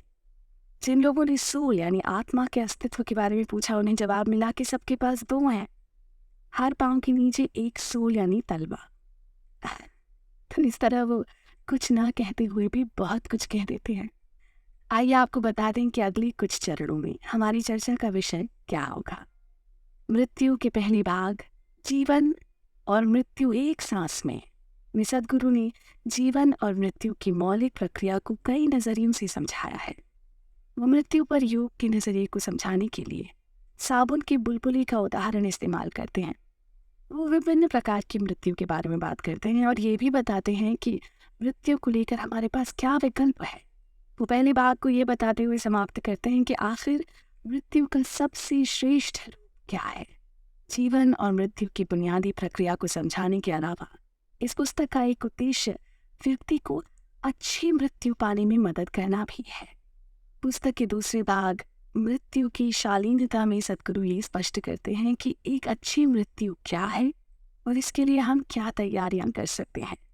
वो समझाते हैं कि जब कोई व्यक्ति मर रहा होता है तब वो सबसे ज़्यादा कमज़ोर हालत में होता है। वो खुद की सहायता नहीं कर सकता। ऐसी हालत में उसकी क्या मदद की जा सकती है और उससे मरने वाले व्यक्ति के ऊपर क्या असर पड़ता है। वो कुछ आसान सी चीज़ों के बारे में बताते हैं जो मरने वाले व्यक्ति की आगे की यात्रा में मददगार होती हैं। क्या मरने के बाद भी जीवन होता है? पुस्तक के तीसरे भाग मृत्यु के बाद जीवन में बहुत गलत समझे गए और बदनाम पहलू के बारे में सदगुरु गहराई से बताते हैं। यहाँ सदगुरु भूत प्रेतों के बारे में, उनका मूल और उनके जीवन के बारे में बताते हुए ये भी समझाते हैं कि भूत प्रेत हमारे साथ क्या कर सकते हैं और क्या नहीं, और हम खुद को उनसे कैसे बचा सकते हैं। वो पुनर्जन्म की प्रक्रिया को अधिक स्पष्ट करते हुए ये बताते हैं कि हम एक जन्म से दूसरे जन्म में क्या लेकर जाते हैं और क्या पीछे छोड़कर जाते हैं। वो इस बात की भी जांच करते हैं कि क्या पिछले जन्मों की हमारे वर्तमान जीवन में कोई प्रासंगिकता होती है। स्वामी निसर्ग ने इस किताब की प्रस्तावना लिखते हुए कहा है कि मृत्यु के बारे में वो सब कुछ जो हम जानना चाहते हैं उसे प्रस्तुत करने में यह पुस्तक किसी भी तरह से पूर्ण नहीं है। भाई इसमें वो सब कुछ है जो सदगुरु हमें दे सकते हैं, लेकिन हम उम्मीद करते हैं कि यह पुस्तक दुनिया में मृत्यु के बारे में फैली गलत फहमियों को दूर करने में बेहद प्रभावशाली साबित होगी। पुस्तक का सबसे महत्वपूर्ण पहलू यह है कि सदगुरु द्वारा दिए गए साधन और हमारे बीच उनकी मौजूदगी हमारी मृत्यु को ज़्यादा शालीन और आध्यात्मिक रूप से अर्थपूर्ण बनाने में हमारी मदद कर सकती है। मृत्यु के बारे में इतनी चर्चा के बाद ये उम्मीद की जाती है कि पुस्तक का ये मुख्य उद्देश्य पाठकों के लिए खोया नहीं है। तो आइए और हमारे साथ इस अद्भुत किताब के सफ़र पर चलिए। हम भी ये जानने की कोशिश करेंगे कि मृत्यु आखिर क्या बना है। जीवन और मृत्यु, जीवन और मृत्यु एक सांस में। ये किताब एक बहुत ही कठोर बयान है और खुद सदगुरु के शब्दों में। हमने जानबूझकर इसे ऐसा ही रखा है जैसा कहा गया था, भाषा में बदलाव किए बिना, क्योंकि इसमें कई कई बहुत सी बातें एक वास्तविक साधक से की गई थी जो उस समय वास्तविक प्रश्न पूछ रहा था। अब हम दुनिया के लिए उसी तरह से इसे बता रहे हैं जो कि बहुत परेशान करने वाला हो सकता है। पूरा जीवन हम सब अपने अंदर एक डर लेकर जीते हैं, वो है मृत्यु का डर। सारे डर की जड़ है ये कि हम सब मरने वाले हैं। अगर आप मरने वाले नहीं होते तो आप में कोई डर नहीं होता, क्योंकि अगर काट के आपके टुकड़े भी कर दिए जाते तो भी आप नहीं मरते। इसमें डरने की क्या बात है? मृत्यु तो एक अद्भुत घटना है, इससे कई चीज़ें खत्म हो जाती हैं। अभी तो आप जिस तरह से हैं इससे आपको ये लगता होगा कि ये ख़राब चीज़ है, पर अगर आप 1000 साल तक जीवित रहे तो ये आपके लिए एक बड़ी राहत होगी। अगर आप बहुत ज़्यादा समय तक जीवित रहें तो लोग सोचने लगेंगे कि आप कब मरेंगे। मृत्यु एक ज़बरदस्त राहत है।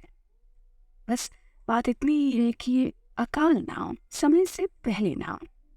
हम उस समय तक मरना नहीं चाहते जब तक कि हम कुछ कर सकते हैं, कुछ बना सकते हैं, कोई योगदान दे सकते हैं। मृत्यु क्या है?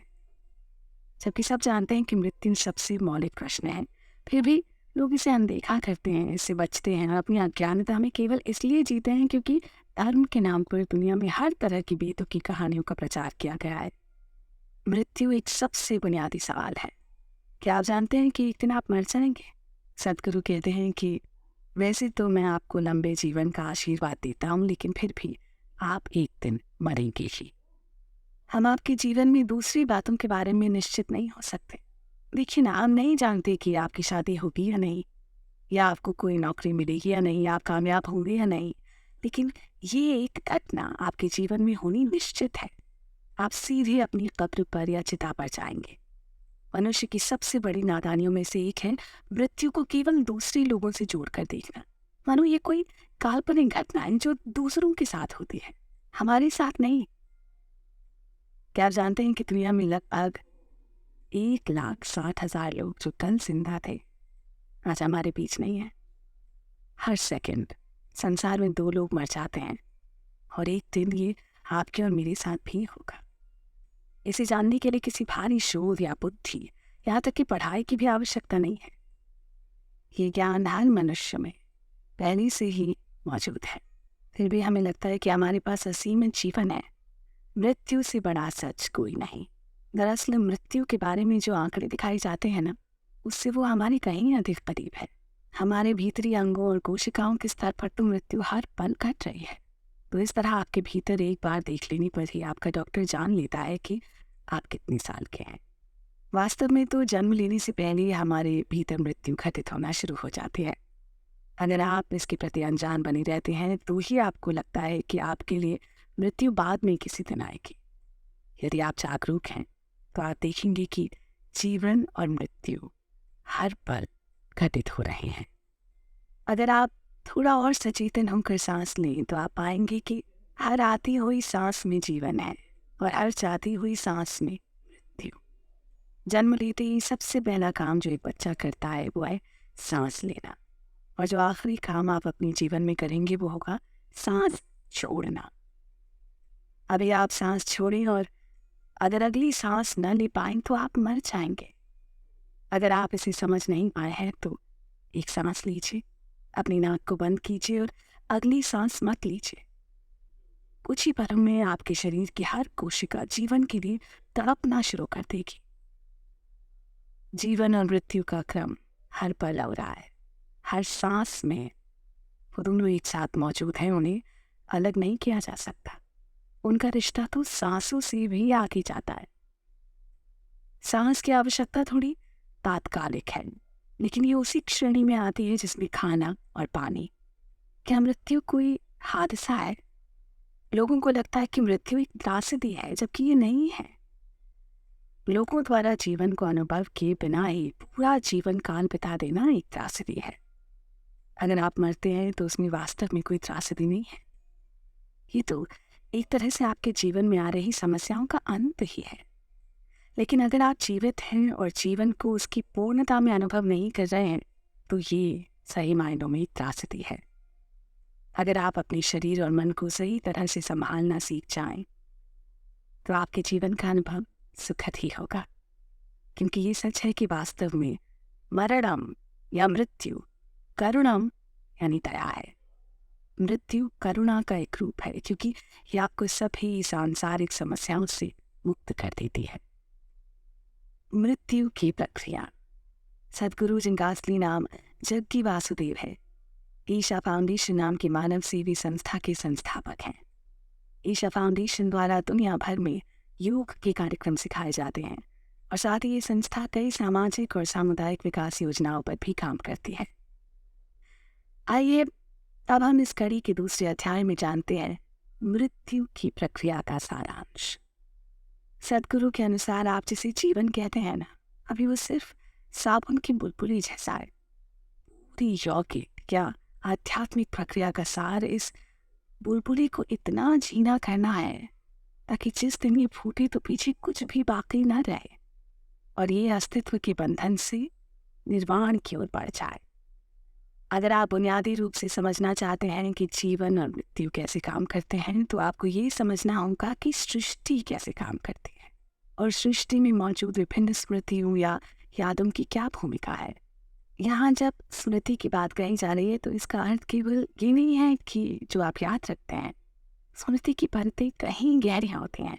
योग प्रणाली के अनुसार स्मृति मूल रूप से छाप का ढेर है। इसके अलावा स्मृति में मूल रूप से 8 तरह की यादें होती हैं। इन यादों में सबसे मूलभूत होती है तात्विक याद या एलिमेंटल मेमोरी। योग प्रणाली के अनुसार अव्यक्त से व्यक्त की ओर पहला चरण 5 तत्वों से बना है। ये तत्व हैं पृथ्वी, जल, अग्नि, वायु और आकाश। ये नाम एक विशेष गुण को दर्शाते हैं, न कि पदार्थ को। इन मूलभूत तत्वों के अलग अलग लक्षण होते हैं और ये सृष्टि के सभी पहलुओं में अभिव्यक्त होते हैं और ये संपूर्ण सृष्टि का सबसे मौलिक आधार है। जीवन और मृत्यु का बुलबुला। लोग जीवन और मृत्यु को 2 अलग अलग स्थितियों के रूप में सोचते हैं। या तो आप जीवित हैं या मृत। आप या तो चल रही हैं, बातें कर रहे हैं, या फिर आप मर गए हैं और जा चुके हैं। ये जीवन और मृत्यु को समझने का बहुत ही सतही और एक तरफा तरीका है। वास्तव में ये गलत है। आमतौर पर जीवित होने की मानवीय समझ ये रही है कि अगर किसी से खून निकलता है तो ही वो जीवित है, वरना नहीं। लेकिन अब ऐसा नहीं रहा। धीरे धीरे जैसे विज्ञान आगे बढ़ रहा है, इस बात को लेकर हमारा नजरिया बदल रहा है कि क्या जीवित है और क्या नहीं। अब हम जानते हैं कि न केवल पेड़ पौधे और जानवर, बल्कि पत्थर और मिट्टी भी जीवित है। हवा जीवित है, पानी जीवित है, जिस जमीन पर आप चलते हैं वो जीवित है और पूरा अंतरिक्ष जगत जीवित है। आज विज्ञान ये दावा कर रहा है कि पानी की अपनी स्मृति और बुद्धि होती है। किसी दिन जब विज्ञान बहुत आगे निकल जाएगा ना, तब वो पाएंगे कि इस ब्रह्मांड में ऐसा कुछ भी नहीं है जो जीवित नहीं है। महत्वपूर्ण सवाल यह है कि इसे देखने समझने के लिए आप क्या पर्याप्त रूप से जीवंत हैं? अभी मृत्यु के बारे में हमारी धारणा इस तरह से है, जब लोग कहते हैं कि कुछ मर गया है, तो इसका केवल यही अर्थ लगाया जाता है कि उसका अस्तित्व एक गतिशील रूप से निष्क्रिय रूप में चला गया। हम जीवन को मनुष्य में गतिशीलता, इरादे और कार्यक्षमता के एक निश्चित स्तर के रूप में पहचानते हैं।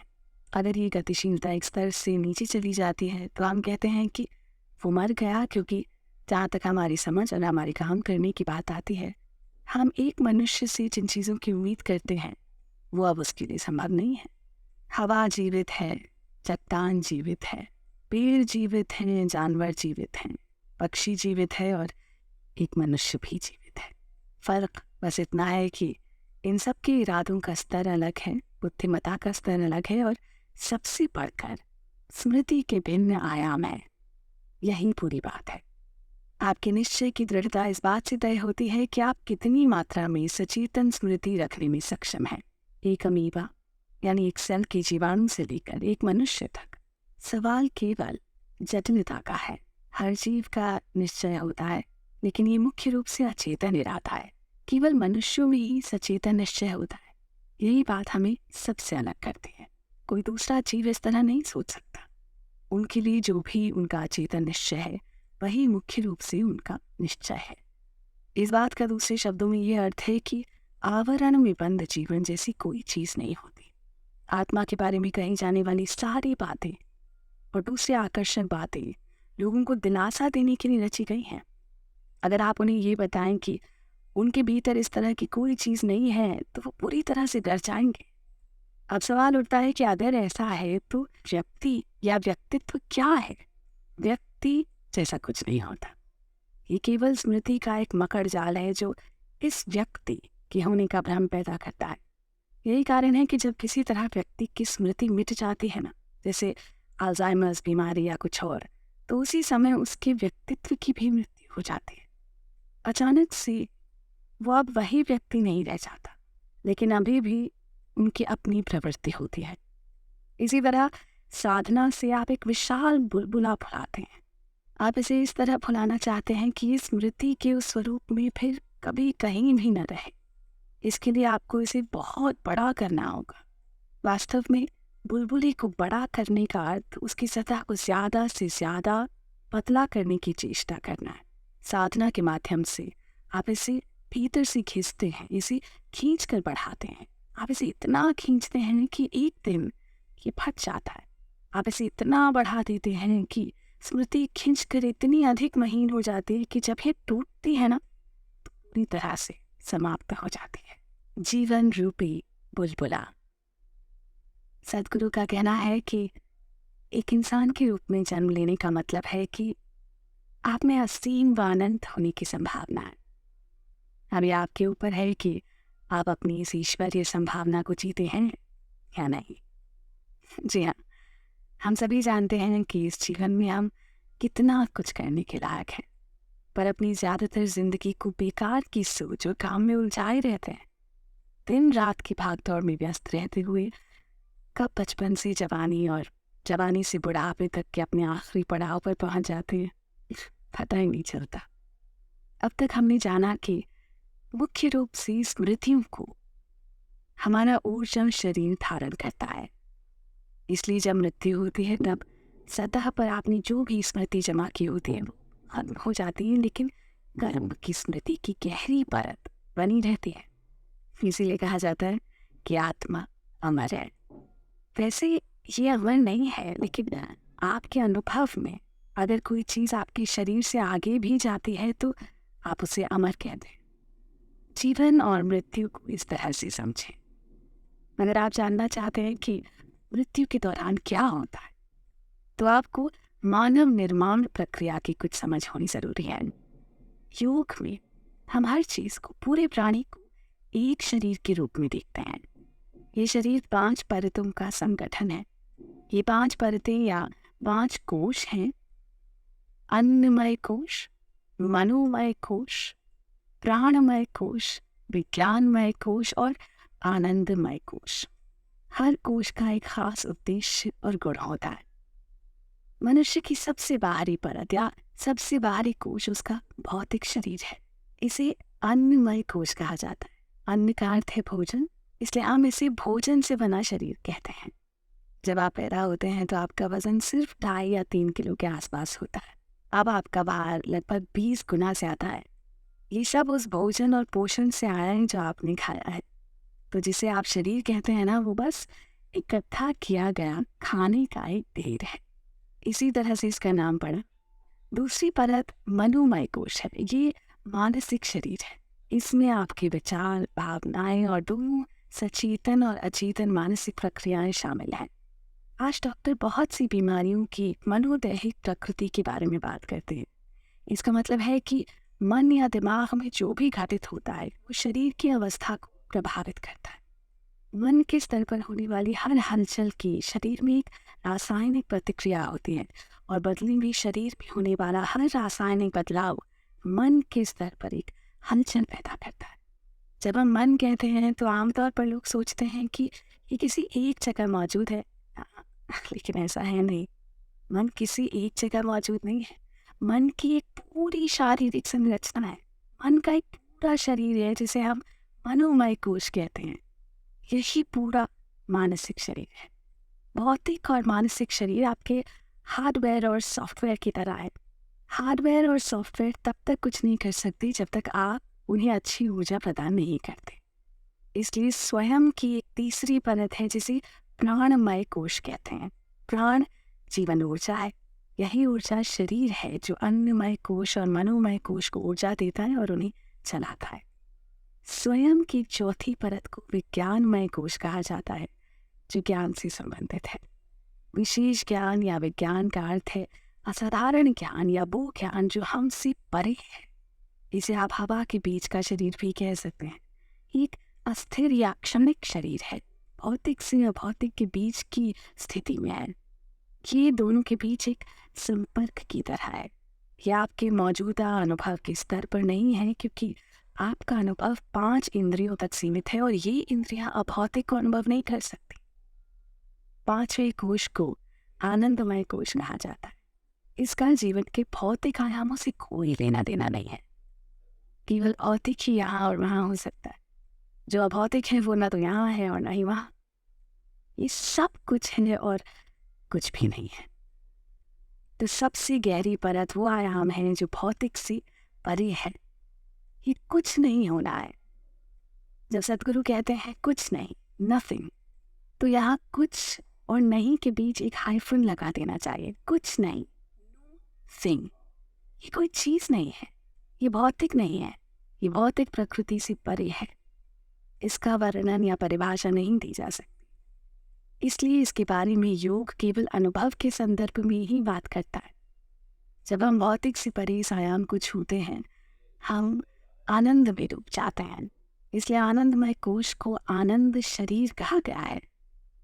जब किसी की मृत्यु होती है तो केवल उसकी सबसे बाहरी कोश, अन्नमय कोश और मनोमय कोश का सचेतन हिस्सा ही खत्म होता है।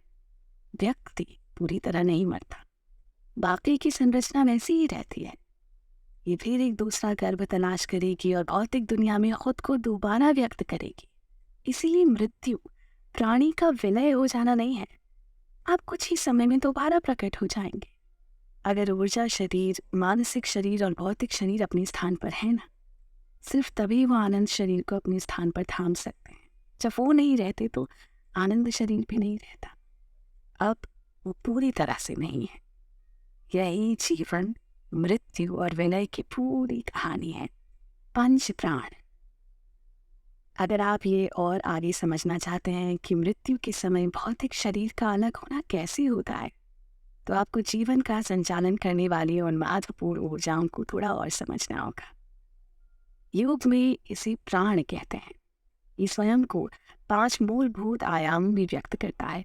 इन्हें पंच वायु या पंच प्राण कहा जाता है। इसके दूसरे रूप भी हैं, लेकिन उनमें जाना थोड़ा मुश्किल हो जाएगा।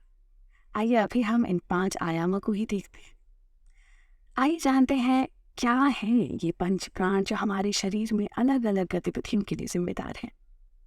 इनमें पहला है समत प्राण या समान वायु। ये समान वायु आपके शरीर के तापमान को बनाए रखने का काम करती है। समान वायु को सक्रिय करके आप प्रकृति में बाहरी तत्वों से बहुत कम प्रभावित होंगे। अगर आपने हिमालय के कुछ विशेष हिस्सों की यात्रा की है, खासतौर पर अगर आप गोमुख या तपोवन जैसे स्थानों पर गए हैं, तो आपने वहाँ कुछ साधुओं को कड़ाके की ठंड में भी नंगा या कम से कम कपड़े पहने देखा होगा। ये इलाके बर्फीले या 0 से नीचे तापमान वाले हैं, लेकिन इन साधुओं को वहाँ नंगे पांव चलते फिरते देखा जा सकता है। ऐसा इसलिए संभव है क्योंकि कुछ विशेष क्रियाएं करने से या विशेष मंत्रों पर महारत प्राप्त कर लेने से आप समान वायु को सक्रिय कर सकते हैं और अपने चारों ओर एक कवच का निर्माण कर सकते हैं। आप अपनी ही ऊर्जा का एक सुरक्षा कवच बना सकते हैं, जिसके बाद बाहरी तत्व आपको परेशान नहीं करते। ऐसा केवल ठंड के विषय में नहीं है, गर्मी भी आपको विचलित नहीं करेगी। ये ऐसा है मानो आपके शरीर के भीतर एक एयर कंडीशनिंग मौजूद है, जहाँ सर्दी और गर्मी दोनों अब आपको इतना परेशान नहीं कर सकते। इसका अगला पहलू है प्राण वायु, जो आपकी सांस लेने की क्रिया और आपकी विचार प्रक्रिया को संचालित करती है। अगर आप ध्यान से देखें तो पाएंगे कि आने वाले हर प्रकार के विचार के साथ आपकी सांस भी अक्सर बदल जाती है। आप यहाँ बैठकर अगर समुद्र के बारे में सोचेंगे तो आप देखेंगे कि आपकी सांस एक तरह से चलेगी। आप पहाड़ों के बारे में सोचेंगे तो वो दूसरी तरह से चलेगी। आप एक शेर के बारे में सोचेंगे तो ये किसी और तरह की होगी। विचार और श्वसन का इतने सीधे तौर पर जुड़े होने का कारण यह है कि दोनों एक ही ऊर्जा द्वारा संचालित किए जाते हैं, जिसे प्राण वायु कहते हैं। प्राण के अगले पड़ाव को उड़ान वायु कहा जाता है। उड़ान का अर्थ है उड़ना। वजन नापने की मशीन पर आपका वजन 70 या 80 किलोग्राम हो सकता है, लेकिन आप अपने ऊपर 70 या 80 किलो का भार महसूस नहीं करते, क्योंकि उड़ान वायु ग्रेविटी के खिलाफ उछाल पैदा करके आपको हल्का महसूस करवाती है। इसे सक्रिय करने के लिए योग साधनाएं उपलब्ध हैं। चीन में उड़ान वायु के पूरे गुरुकुल हुआ करते थे, जहां इस प्राण पर महारत हासिल करने वाले थोड़ा बहुत इधर उधर उड़ सकते थे। आपने फिल्मों में ये सब देखा होगा, जहाँ इसे थोड़ा सा बढ़ा चढ़ा कर दिखाया जाता है, लेकिन शरीर हल्का बन जाता है क्योंकि शरीर में उछलने की क्षमता अधिक हो जाती है। अगर आपको उड़ान पर पूरी महारत है तो कहा जाता है कि आप उड़ भी सकते हैं। आपका वजन उतना ही होगा, लेकिन आपको महसूस होगा जैसे आपका शरीर बहुत हल्का हो गया है। आपको इसे ढोने की ज़रूरत नहीं होगी, बल्कि ऐसा लगेगा जैसे ये हवा में उड़ रहा है। शरीर के आपके आभास को कम करने का ये एक दूसरा तरीका है। प्राण का अगला पहलू अपान वायु है। अपान वायु आपके तन और मन से सभी तरह की अशुद्धि का विसर्जन करती है और इंद्रियों के काम को संभालती है। जब कोशिकीय स्तर पर विसर्जन प्रणाली दक्ष होगी, सिर्फ तभी आपके पास इंद्रिय बोध के लिए आवश्यक संवेदनशीलता होगी। और इसीलिए शुद्धिकरण के पहलू को योग में इतना महत्व दिया जाता है। प्राण के अगले पहलू को व्यान वायु कहा जाता है। व्यान वायु वो है जो इन अरबों कोशिकाओं को एक साथ बुनकर एक प्राणी का रूप देती है। ऐसे योगियों के कुछ उदाहरण हैं जिनकी मृत्यु के महीनों बाद भी उनके शरीर के खराब होने के कोई संकेत नहीं दिखाई दिए, जबकि उन्हें सुरक्षित रखने की कोई कोशिश भी नहीं की गई थी। खासतौर पर तिब्बती भिक्षुओं के बीच ये आम बात है। ऐसा इसलिए संभव है क्योंकि जब वो मरते हैं तो वो ज्ञान प्राण की कुछ मात्रा शरीर में छोड़ देते हैं, जो उसे लंबे समय तक सुरक्षित रखता है। आपने देहांतरण या देह परिवर्तन के बारे में सुना होगा, जहाँ लोग अपने शरीर को त्याग कर दूसरे शरीर में प्रवेश कर जाते हैं। अगर व्यक्ति की अपनी व्यान पर महारत हो तो वो अपनी इच्छा से शरीर छोड़ सकता है। अब ये शरीर का छोड़ना योग की चरम सीमा नहीं है, ये योग का एक साधारण पहलू है। अगर आप अपने शरीर में व्यान वायु को सक्रिय कर लें तो आप अपने शरीर के भीतर धीरे धीरे धीरे हो जाएंगे। ये जीवन में आपको एक पूरी तरह अलग स्वतंत्रता का आभास देगा, क्योंकि ये बोध कि मैं शरीर नहीं, आप में सहज ही आ जाएगा। प्राणों या वायु की और भी बहुत से पहलू हैं, लेकिन मूल रूप से ये भौतिक शरीर को इसी प्रकार से प्रभावित करते हैं। मृत्यु की घटना को समझने के लिए प्राणों की बुनियादी समझ होना आवश्यक है, क्योंकि मृत्यु के समय प्रत्येक प्राण अलग अलग तरीके से निकलता है और ये मृत व्यक्ति को अलग अलग तरीके से प्रभावित करता है। मृत्यु की प्रक्रिया या देह मुक्त होने की प्रक्रिया सांस बंद होने के बाद भी काफी देर तक चलती रहती है। मृत्यु के चरण। सदगुरु का कहना है कि नश्वरता व मृत्यु को अनदेखा करना सबसे बड़ी अज्ञानता है, और फिर भी हम पूरा जीवन इस अज्ञानता में ही बिता देते हैं। आइए इस भाग में समझते हैं कि मृत्यु की क्या परिभाषा है और उसके कितने चरण हो सकते हैं। आधुनिक विज्ञान की प्रगति के लिए परिभाषाएं मुख्य हैं। किसी भी चीज का अध्ययन करने के लिए उन्हें सबसे पहले उसको परिभाषित करने में सक्षम होना चाहिए। लेकिन जब मृत्यु की परिभाषा करने की बात आती है तो आधुनिक विज्ञान खुद ही उलझ जाता है। मृत्यु के लिए उनके पास सर्वश्रेष्ठ परिभाषा है जीवन की अनुपस्थिति, लेकिन फिर उनके पास जीवन के लिए भी कोई परिभाषा नहीं है। जीवन और मृत्यु से जुड़े सामाजिक, चिकित्सकीय और कानूनी पहलुओं के कारण मृत्यु की परिभाषा करना या मृत्यु के समय को सही ढंग से तय करना एक आवश्यकता है।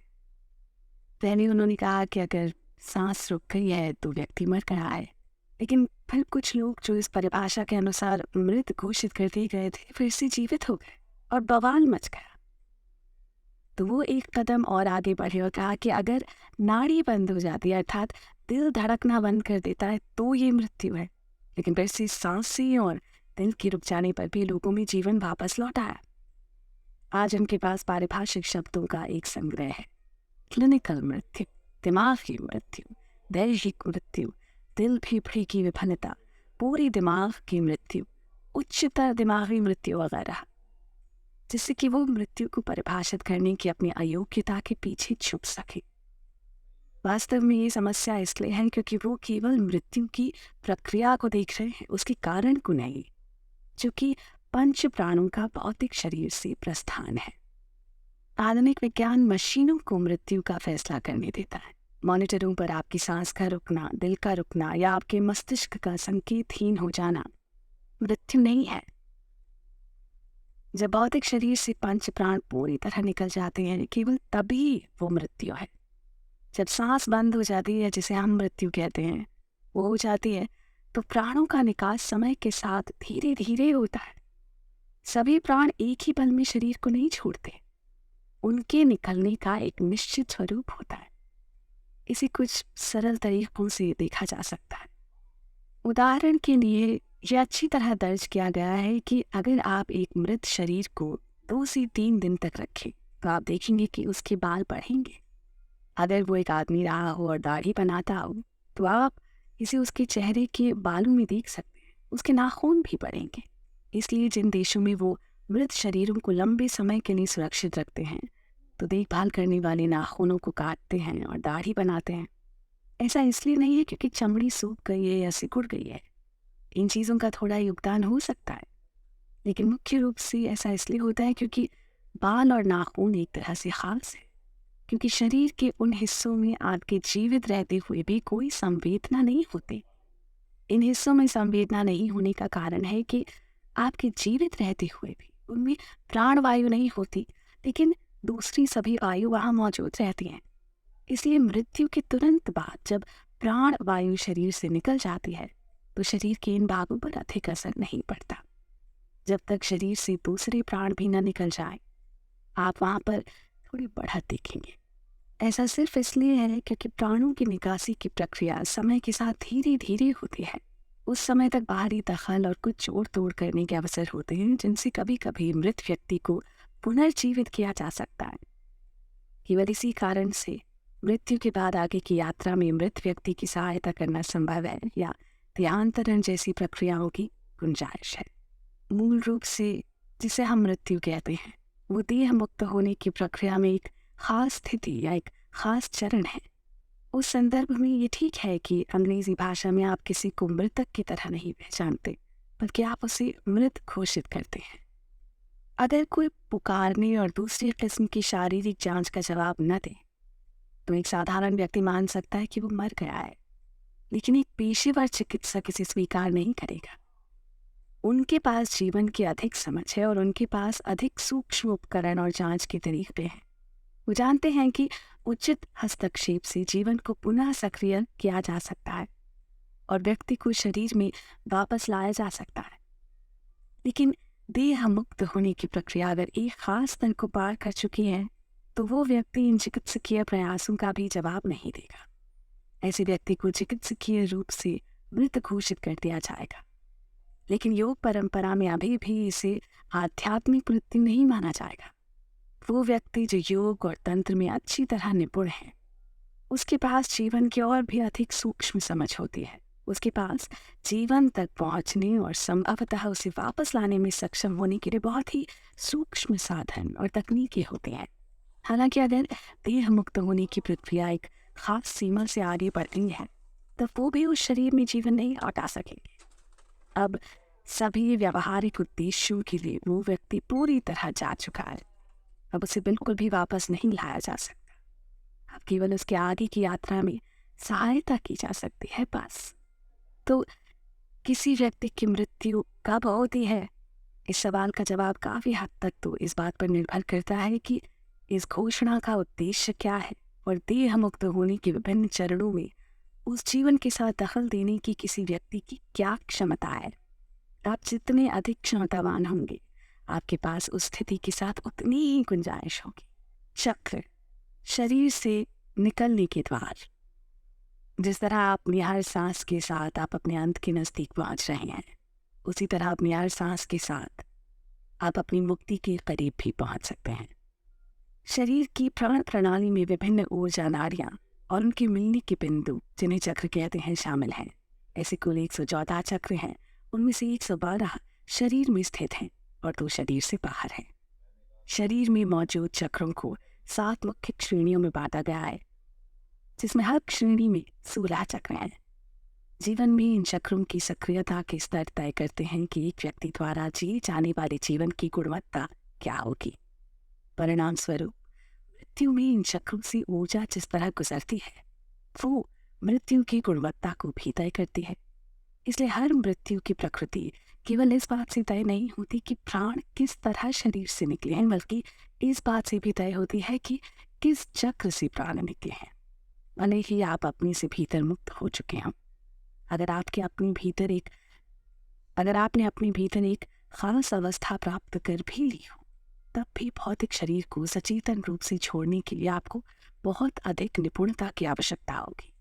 जीवन और शरीर आपस में कैसे जुड़े हैं और इन्हें अलग करने के लिए आपको क्या करना है, इसके विज्ञान को आपको जानने की ज़रूरत है, वरना आप शरीर को सचेतन रूप से छोड़ने में सक्षम नहीं हो पाएंगे।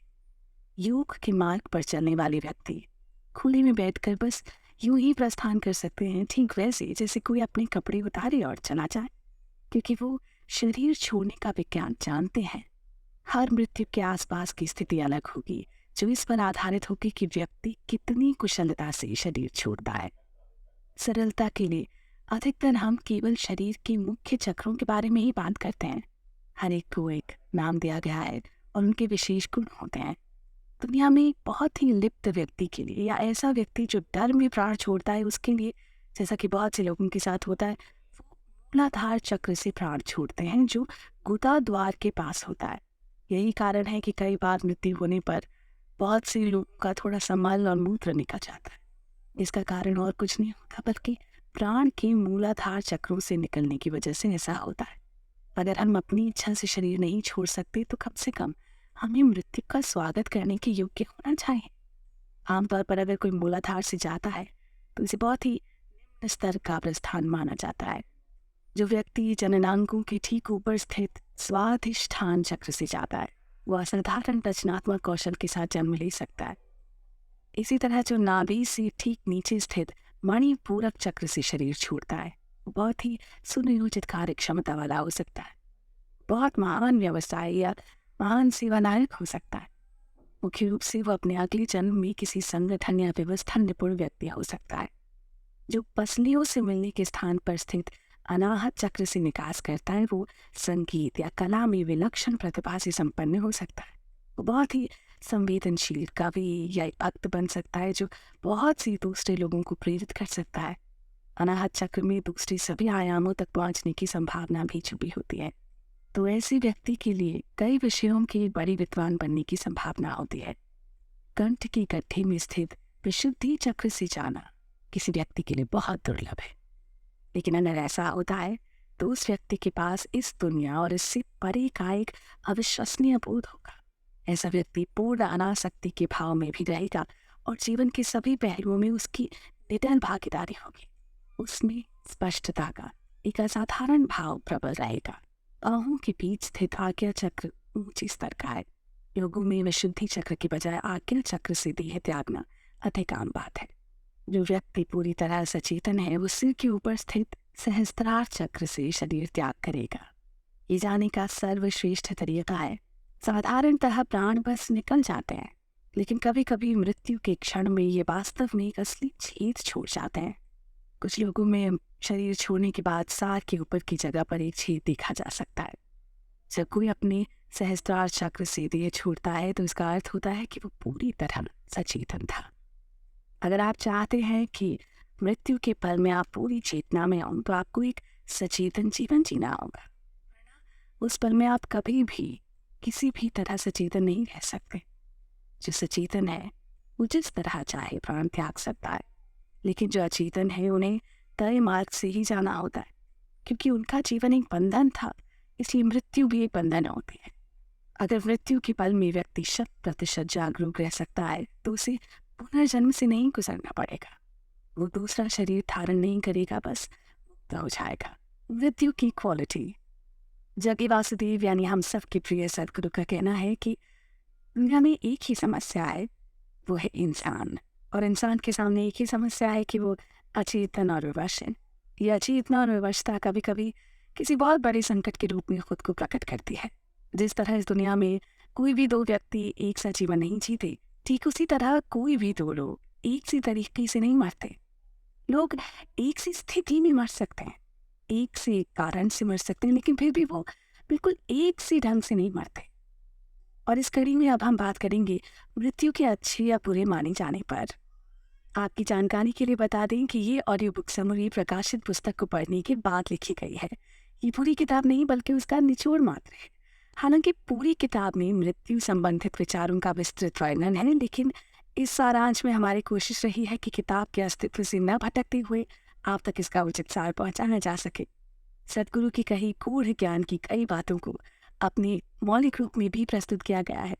तो आइए सुनते हैं मृत्यु का सार। अब प्रश्न ये है कि क्या मृत्यु को अच्छा या बुरा माना जा सकता है। आपको ये तो पता होगा कि इस दुनिया में कोई भी दो व्यक्ति एक से नहीं है जो एक सा जीवन जीते हो, है ना। एक ही घर में रहने वाले और एक जैसी चीज़ें करने वाले एक ही माँ से जन्मे हो सकते हैं, लेकिन उनके जीवन का अनुभव एक सा नहीं हो सकता। आज के समय में मृत्यु की गुणवत्ता यानी क्वालिटी को लेकर जागरूकता बढ़ती नजर आ रही है।